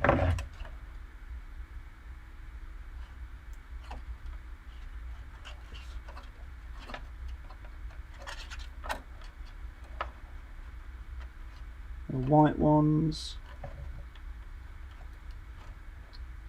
and those ones. Now I assume that the rock lights are going to go into this blue distribution block as well.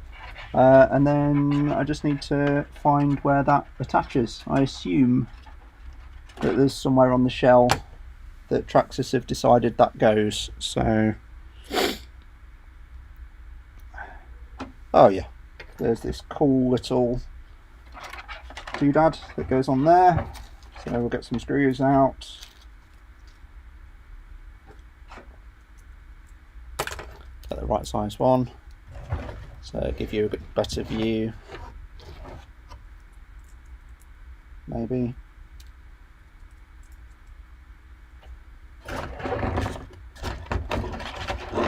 So the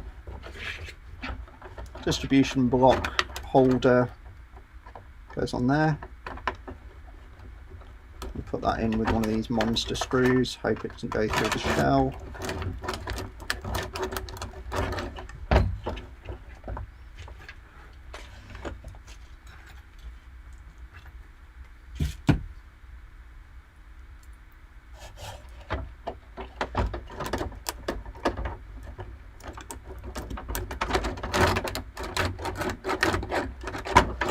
peasy. Right, and then take this wire off the distribution block.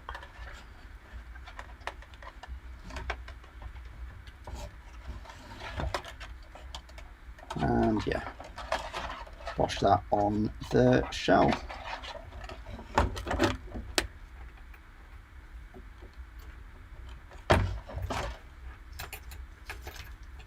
And some screws. There we go.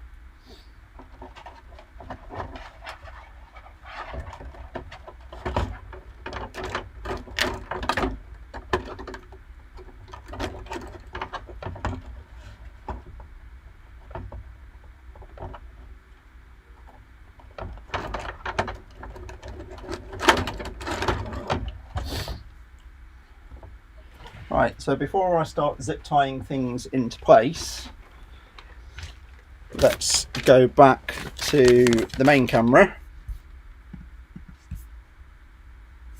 and plug some lights in.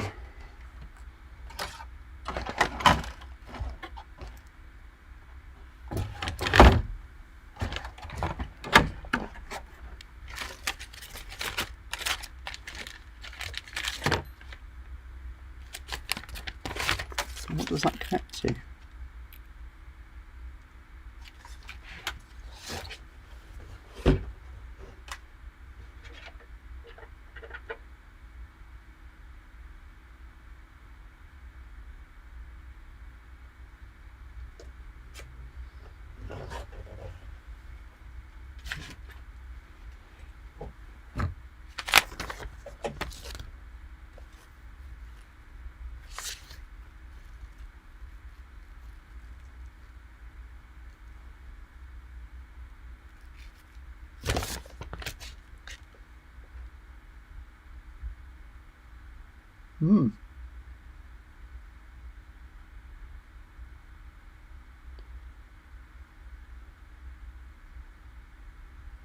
Oh, that jumper goes somewhere, so I'll just dig out that jumper.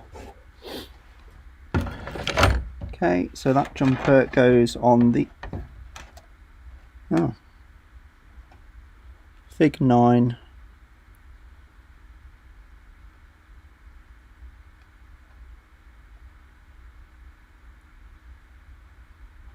Oh, cool. Okay, so the jumper pops them into high beam mode, which is what we want. No point in having lights and not having them blaring out. Right, now I don't know where this then plugs into, because there's obvious cable that comes out, but it doesn't say where that plugs into the lighting module. Do we just take a random guess? Maybe so. Maybe we just plug it into the lighting module and just see what happens. Cool.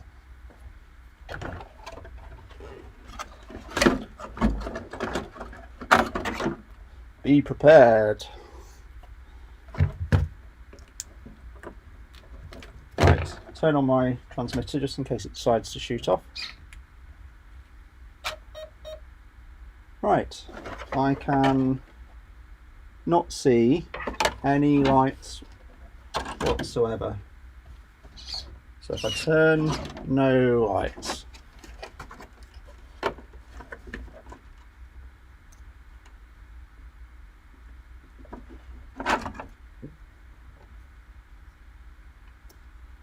I have obviously missed a step, and I will find out what that step is in a bit, because I need a rest. Oh.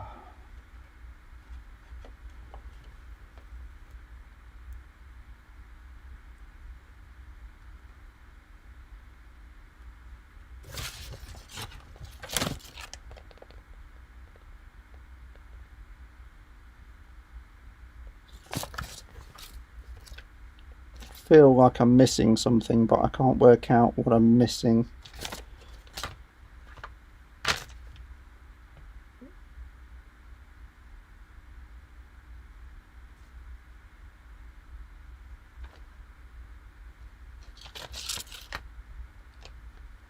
So it doesn't actually say where you plug this this in, but I'm certainly not getting any lights or power.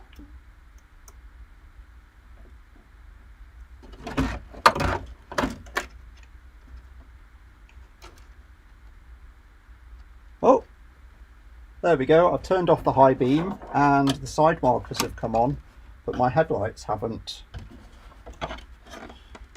So that's interesting.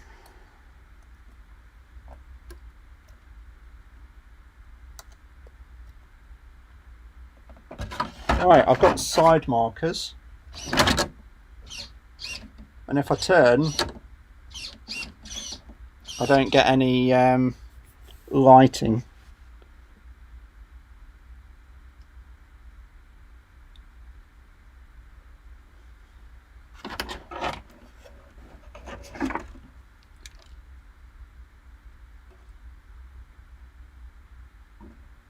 Everything's plugged into the right ones.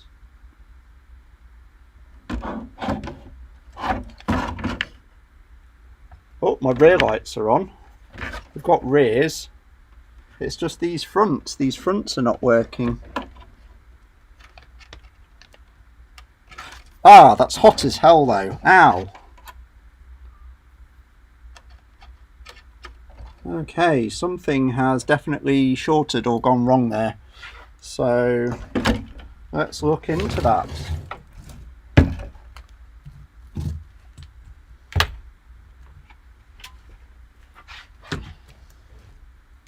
God, that's super hot. Why is that super hot?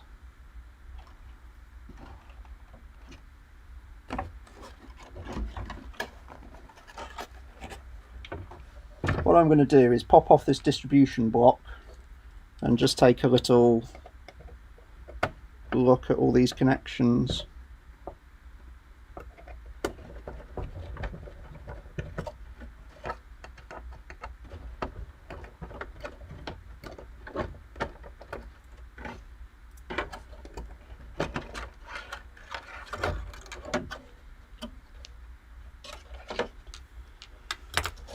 Okay.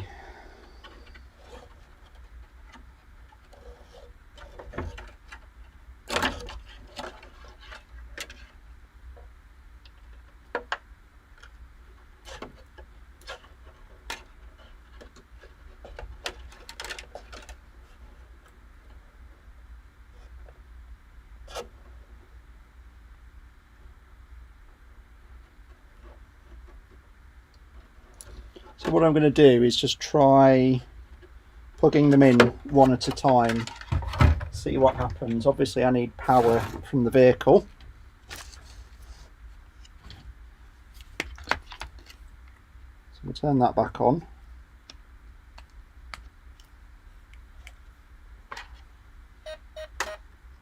Take that wire and just see if we can get headlights working. Right, the headlights work. That's great.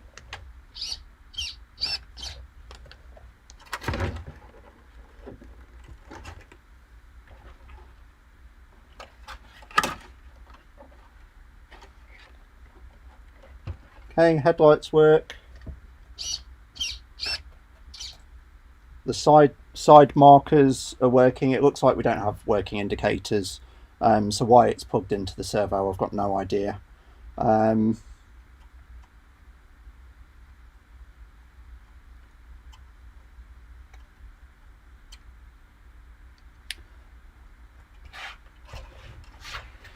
Yeah, that's interesting. So let's try plugging in the next one.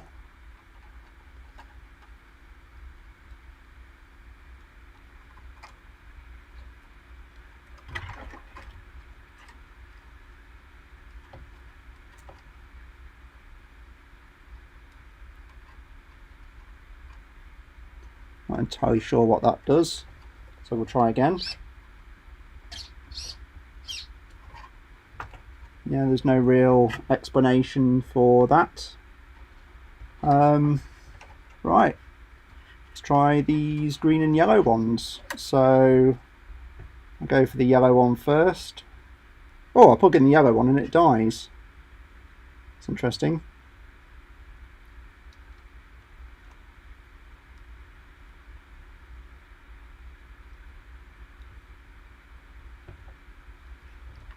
If I plug in the green one, I don't get anything. If I plug in the yellow one, the headlights turn off.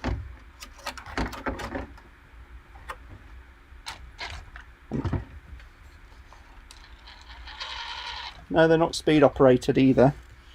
That's very strange.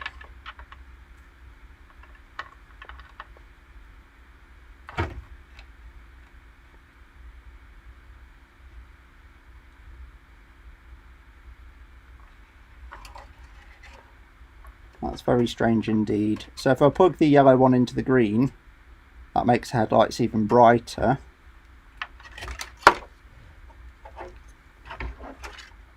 I've lost that little jumper.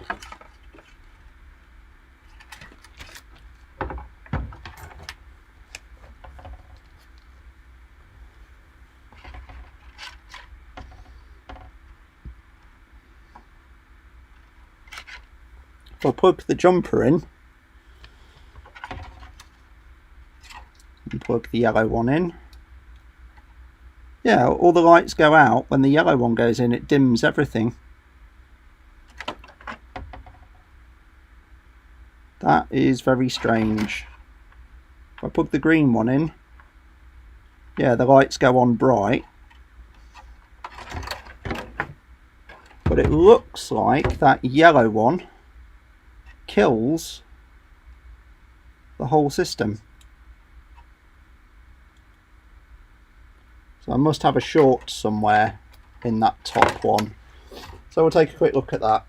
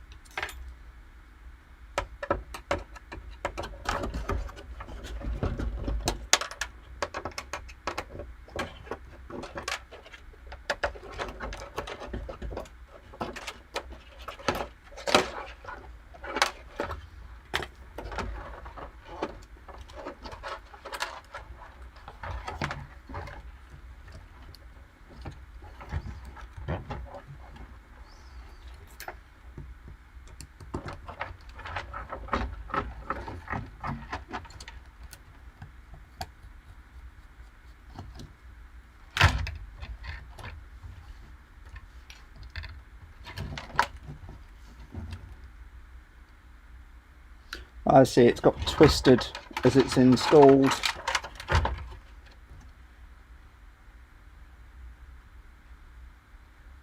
Okay, cool. Soldering iron time.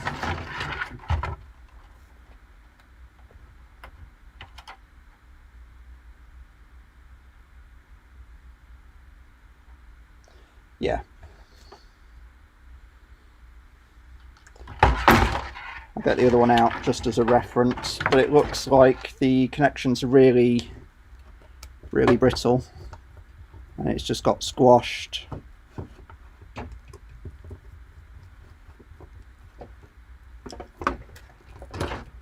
Oh, that one's come straight off as well. Right, black was inboard.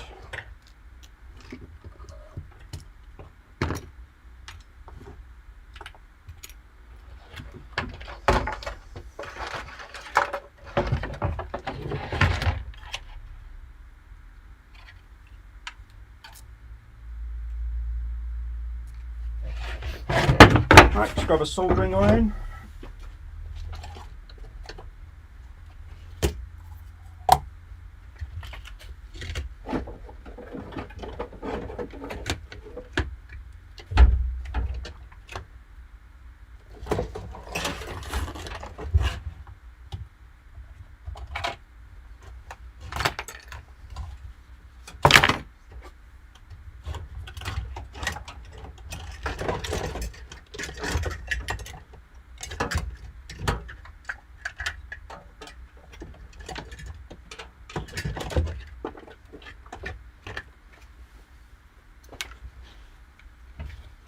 Okay, right.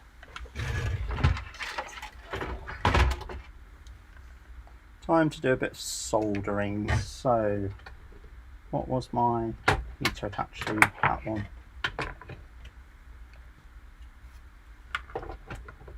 Right.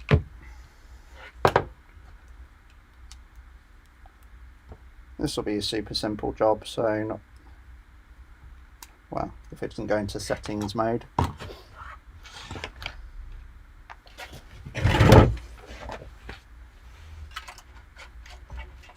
So we'll just pull this out the harness. So that's why it was getting so hot. It had just come undone. Right. So we'll get this heating up. That'll heat up to 300 degrees. We've got some soldering paste, a bit of solder.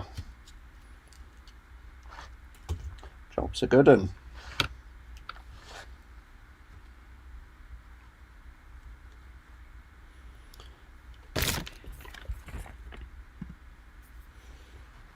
So you can get your nice shot of the soldering iron.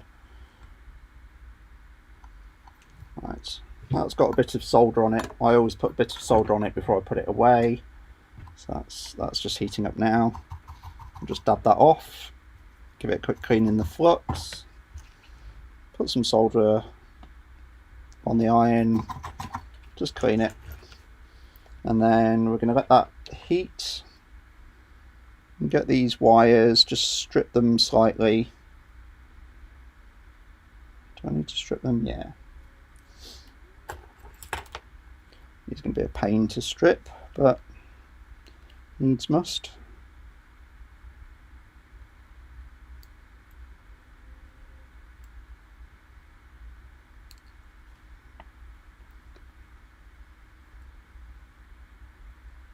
Of course, I've been a naughty boy and been biting my nails, so I can't just pull these off with my nails.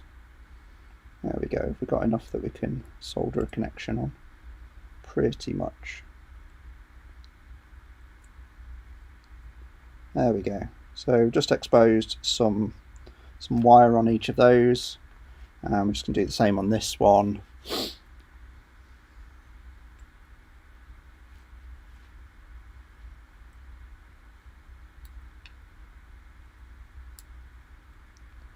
Now, because this is component soldering, I've got my soldering iron set to 300, not the 400 I normally do when I'm doing wire soldering. And that's centigrade for anyone that's in the US. I don't know what you set your soldering temperatures to. I assume you use centigrade because all the soldering irons are made in China and that's what they use, but you never know.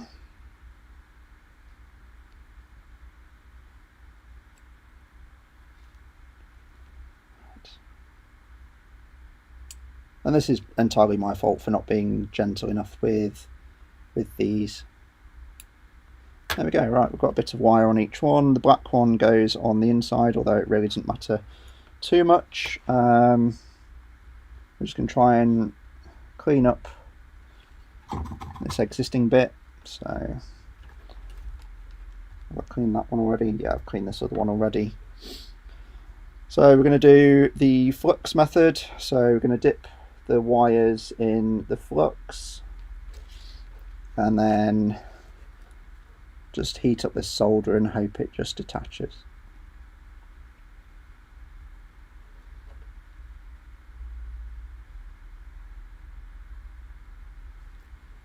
And I just left a little bit too much on there, so I'm going to tin my soldering iron,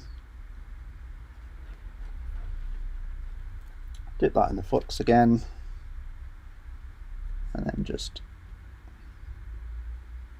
try and get some heat in there.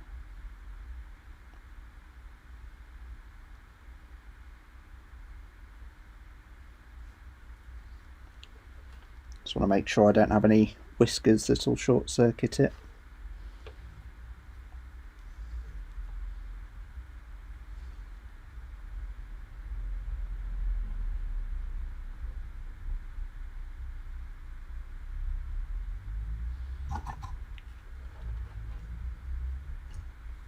And just for good measure, I'm just going to put a blob of solder on the top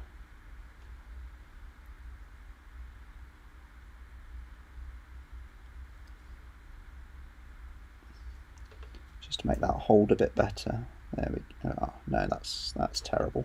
We'll just pull that apart, flux it, tin it. I forgot to tin them, so that's my own fault.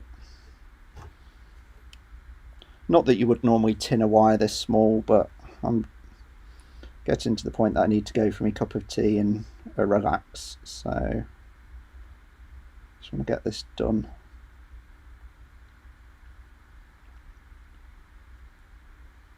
There we go, right.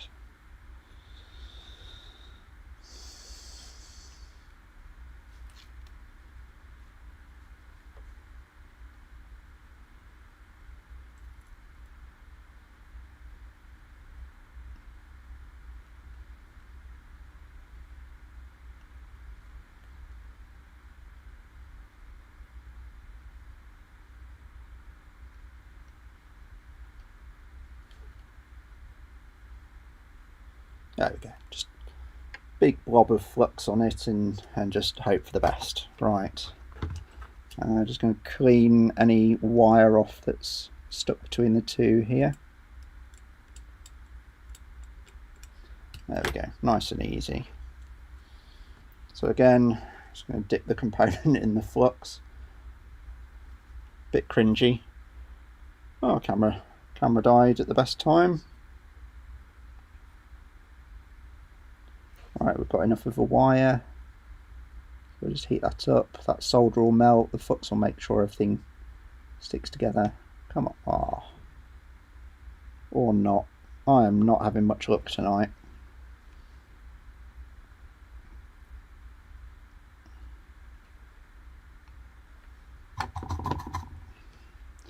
That's it. The flux has washed all the tin off my soldering iron.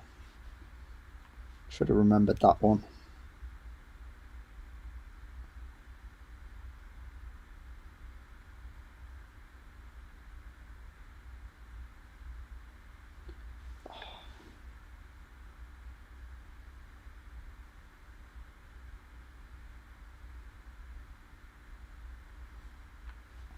There we go.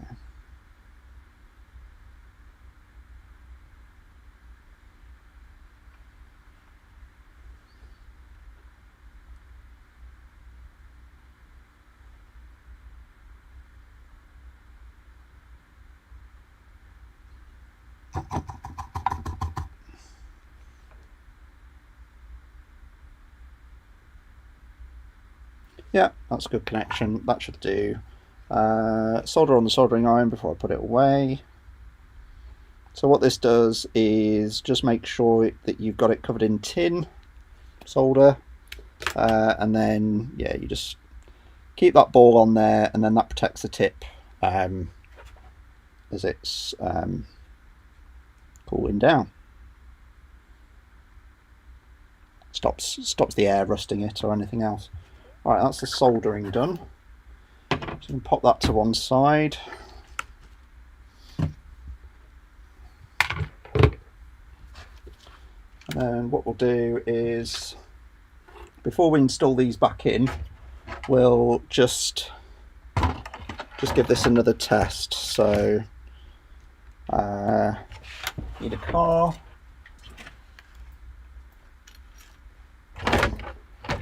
And the lenses has gone walkie, so I'll find that in a minute. So we'll get the car.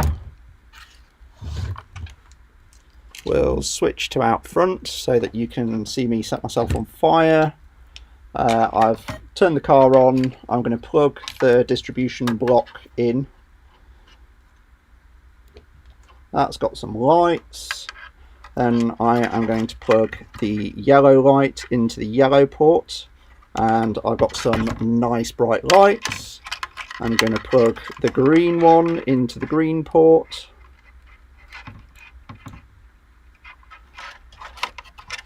And now I have two nice bright lights that I can install. Great! What a cretin. Whoa.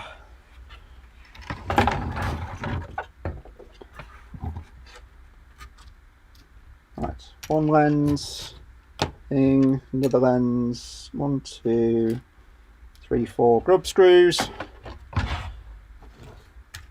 I'll spare you all the pain of the close-up but not quite close-up viewing, so I'll just get these installed quickly.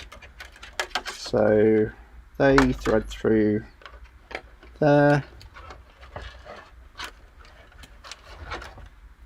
So when you're threading through these front bar lights, it pays to be a lot more careful than me, definitely. But if you do get it wrong, it's dead easy to solder. Just need a load of flux and a bit of patience. So get the right lens for this one. Try not to fold them up too much this time.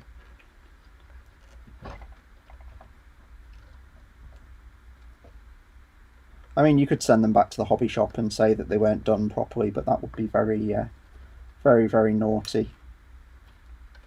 And I'm sure that's what lots of people do, but I tend to own up if I break something and I try to fix it.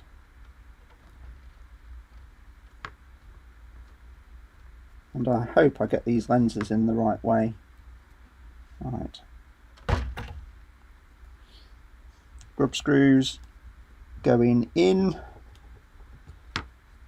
And then I'll switch to the other side.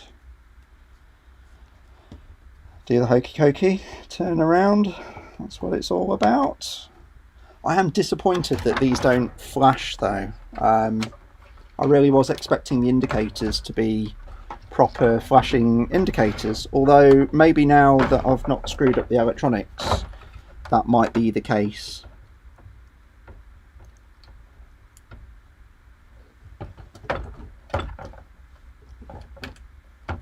But yeah, let me know if your indicators flash. That would be good. I guess on this they've been cheeky and called them side markers.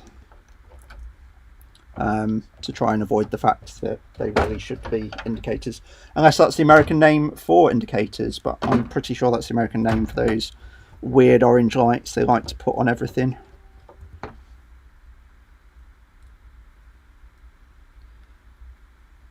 I'm really disappointed it hasn't got anything in the rear.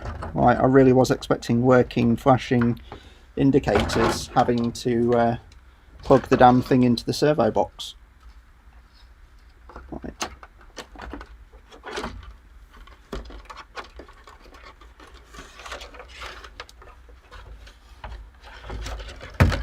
Right. Hopefully I can do a better job of putting it back together.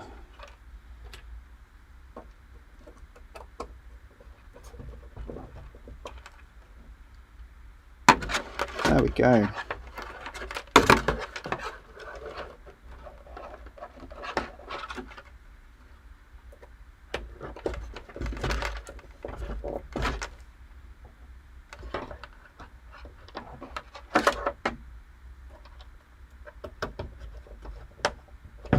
Right, cool.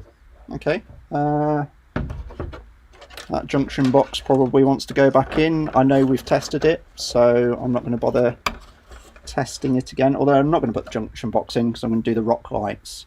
And then there was something about zip ties, so I'm just going to zip tie these in. Yeah, it looks like they've got loads and loads and loads of little zip ties and loads of locations to zip tie stuff in. So we'll get those done.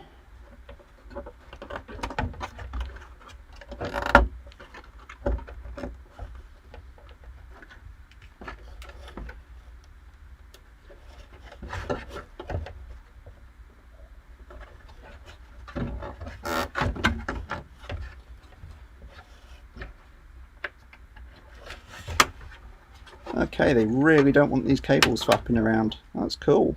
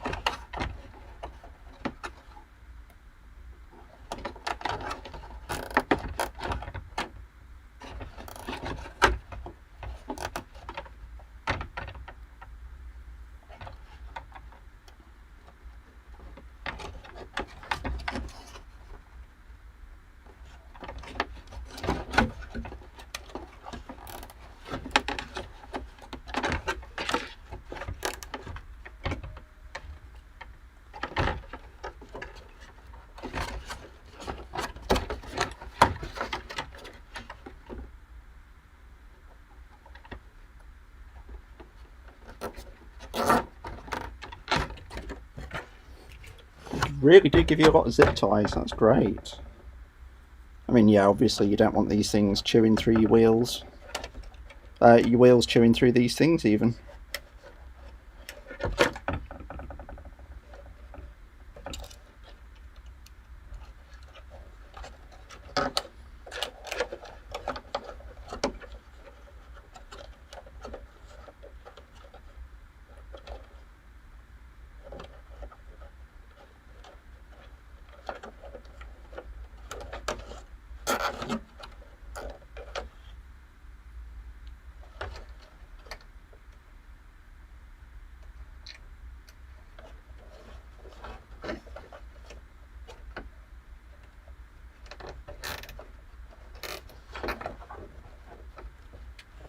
Right, just gonna snip all these zip ties, and then we'll just give it a little test.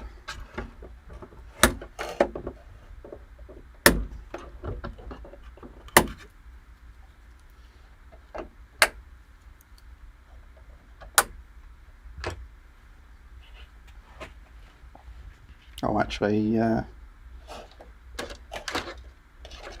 we'll sort out those ones in a bit. I've just noticed there's an extra hole here, so I assume that's because as the wheels turn, they cause an issue. So we'll just get that sorted. Cool.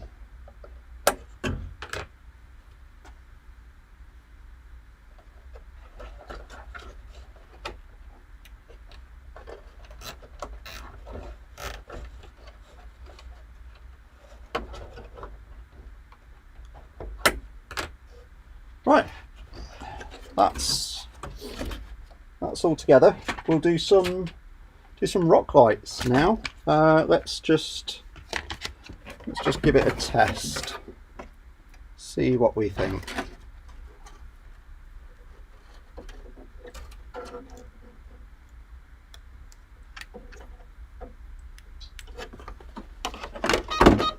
Look at that monster. That is great. That looks ace. Yeah, no flashing on steering. Maybe that's a feature I have to turn on, I'm not sure, but that's cool. That's cool. I'm happy with that. That looks a lot more scale, cool. I like the fact I can have high and low beam as well. I'll probably put that on a zip tie, move it around. Right, let's do some rock lights. Let's do some rock lights and then give it up. These should in theory be a lot easier, but you know, who knows. So headlight, turn signal, green and yellow.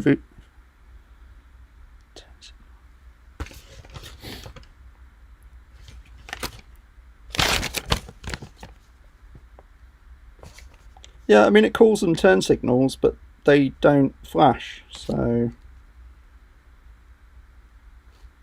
who knows.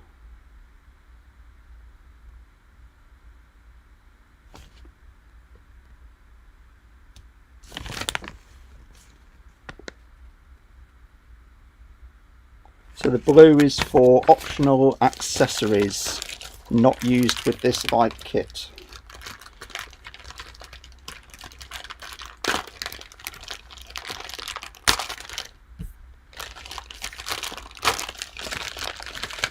Yeah, let me know if you know how to make the indicators flash. I would be really interested. I'm going to do the rock lights now, so I'll probably just swap some mounts around and hopefully you'll get a better view. I'll put this on a stand. It probably doesn't want to be on a stand because it'll be too tall. So just bear with me.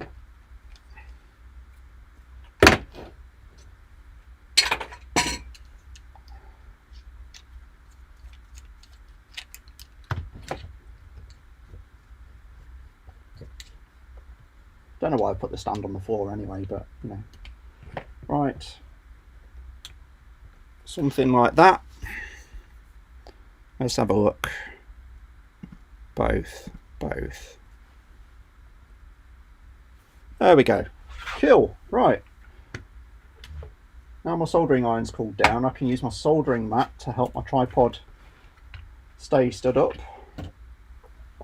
and then we can get that to point somewhere in the right direction. There we go. Right, so anyone that watched the New Milladam video, one of the challenges I had at New Milladam was the lighting, because it's very vague lighting. But I am super happy that on Friday I get the new iPhone 12 Pro, and that should help the in the field stuff. Right.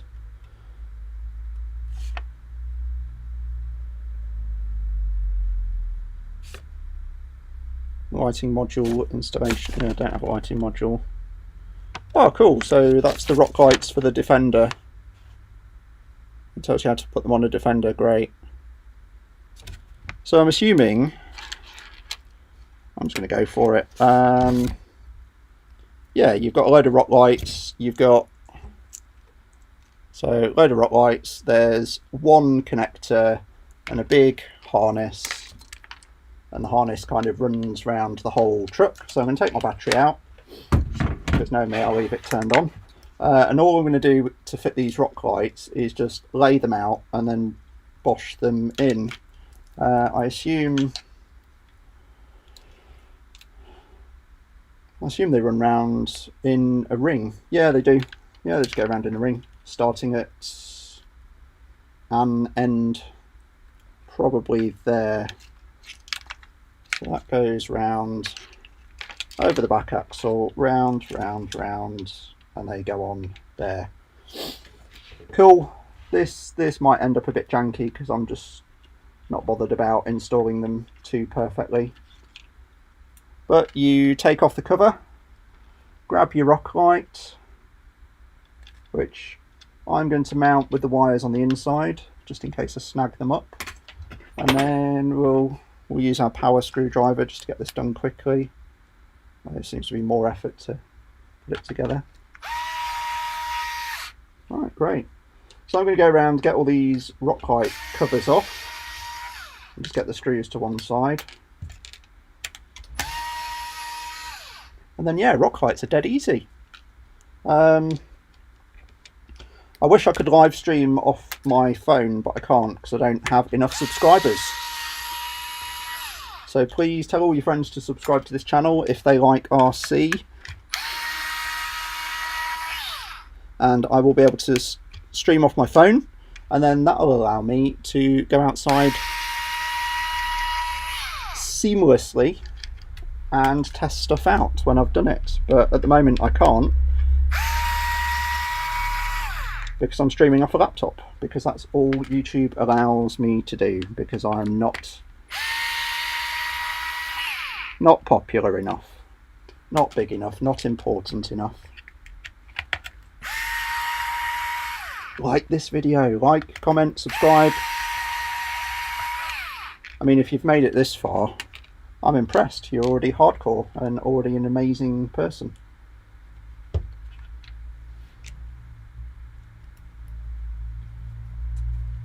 Right, so I've unscrewed everything, so then I can put my thing back into screw in mode and just screw them all in.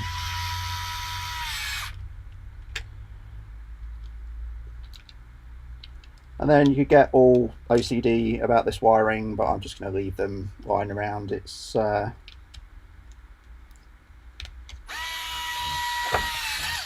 going to upset me.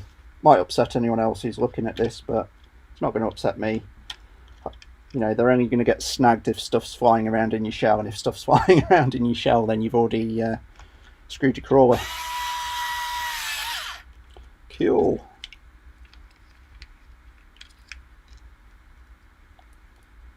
Some people like rock lights, some people hate them. I like them because they look cool. And also you can't really see what you're doing with headlights because they're pointing out the front. So this is going to be great as the winter comes along and I want to do some trailing at night or go for a walk with my car. It just means I'll be able to see what I'm doing with the wheel placement.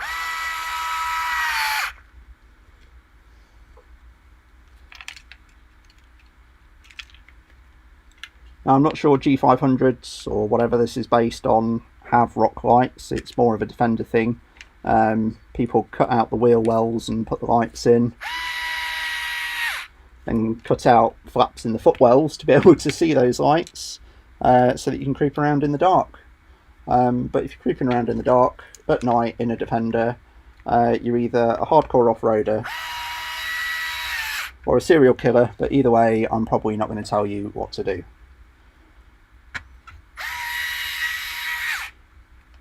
Cool, so they just plug into there. That was stupidly easy. I'm going to pop a battery in. I very rarely use this battery, it's just there because it's a hunky chunky one. I'm going to check all of my rock lights. Going to plug in my shell.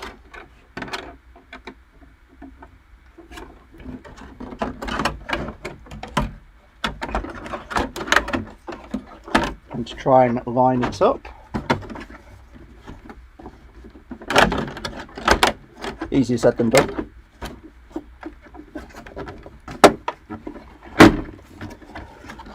And that, if I switch back to my main camera, that is done. So, time to switch off the studio lights and enjoy the fruits of my labour.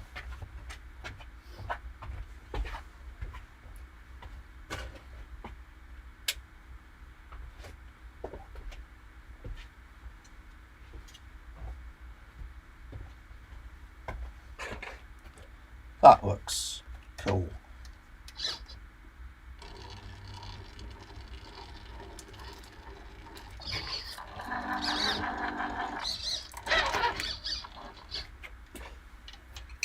And as I always do, put out a workshop stand to crawl over so that we can see those rock lights. If I locked the diffs, that would make sense.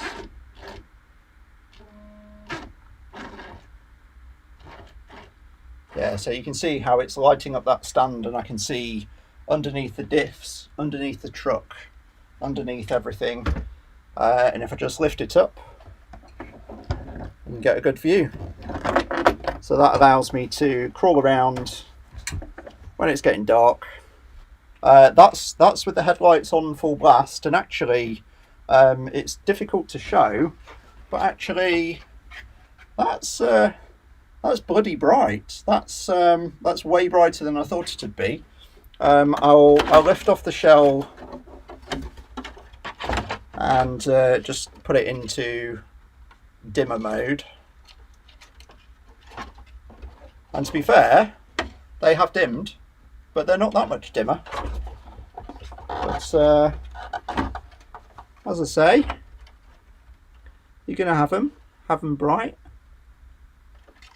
And it seems to be brightening all of the headlights, including the running lights and everything else. But that is, yeah, I mean, that's more than enough to see at night. I wouldn't even need a head torch for that. And you can see those rock lights are lighting up everywhere it goes. I'm stoked. That is awesome. That is super, super awesome. I can't get it to sit on the rear posts for some reason. I think I've knocked them or bent them. But yeah, that is rock lights, light kit, Hobbywing AXE, new servo, and I did the hairband bobble thing off camera, ready for you to see another time. Right, thanks for watching, everyone. That was a long stream, but really enjoyed it. Thank you. Catch you later.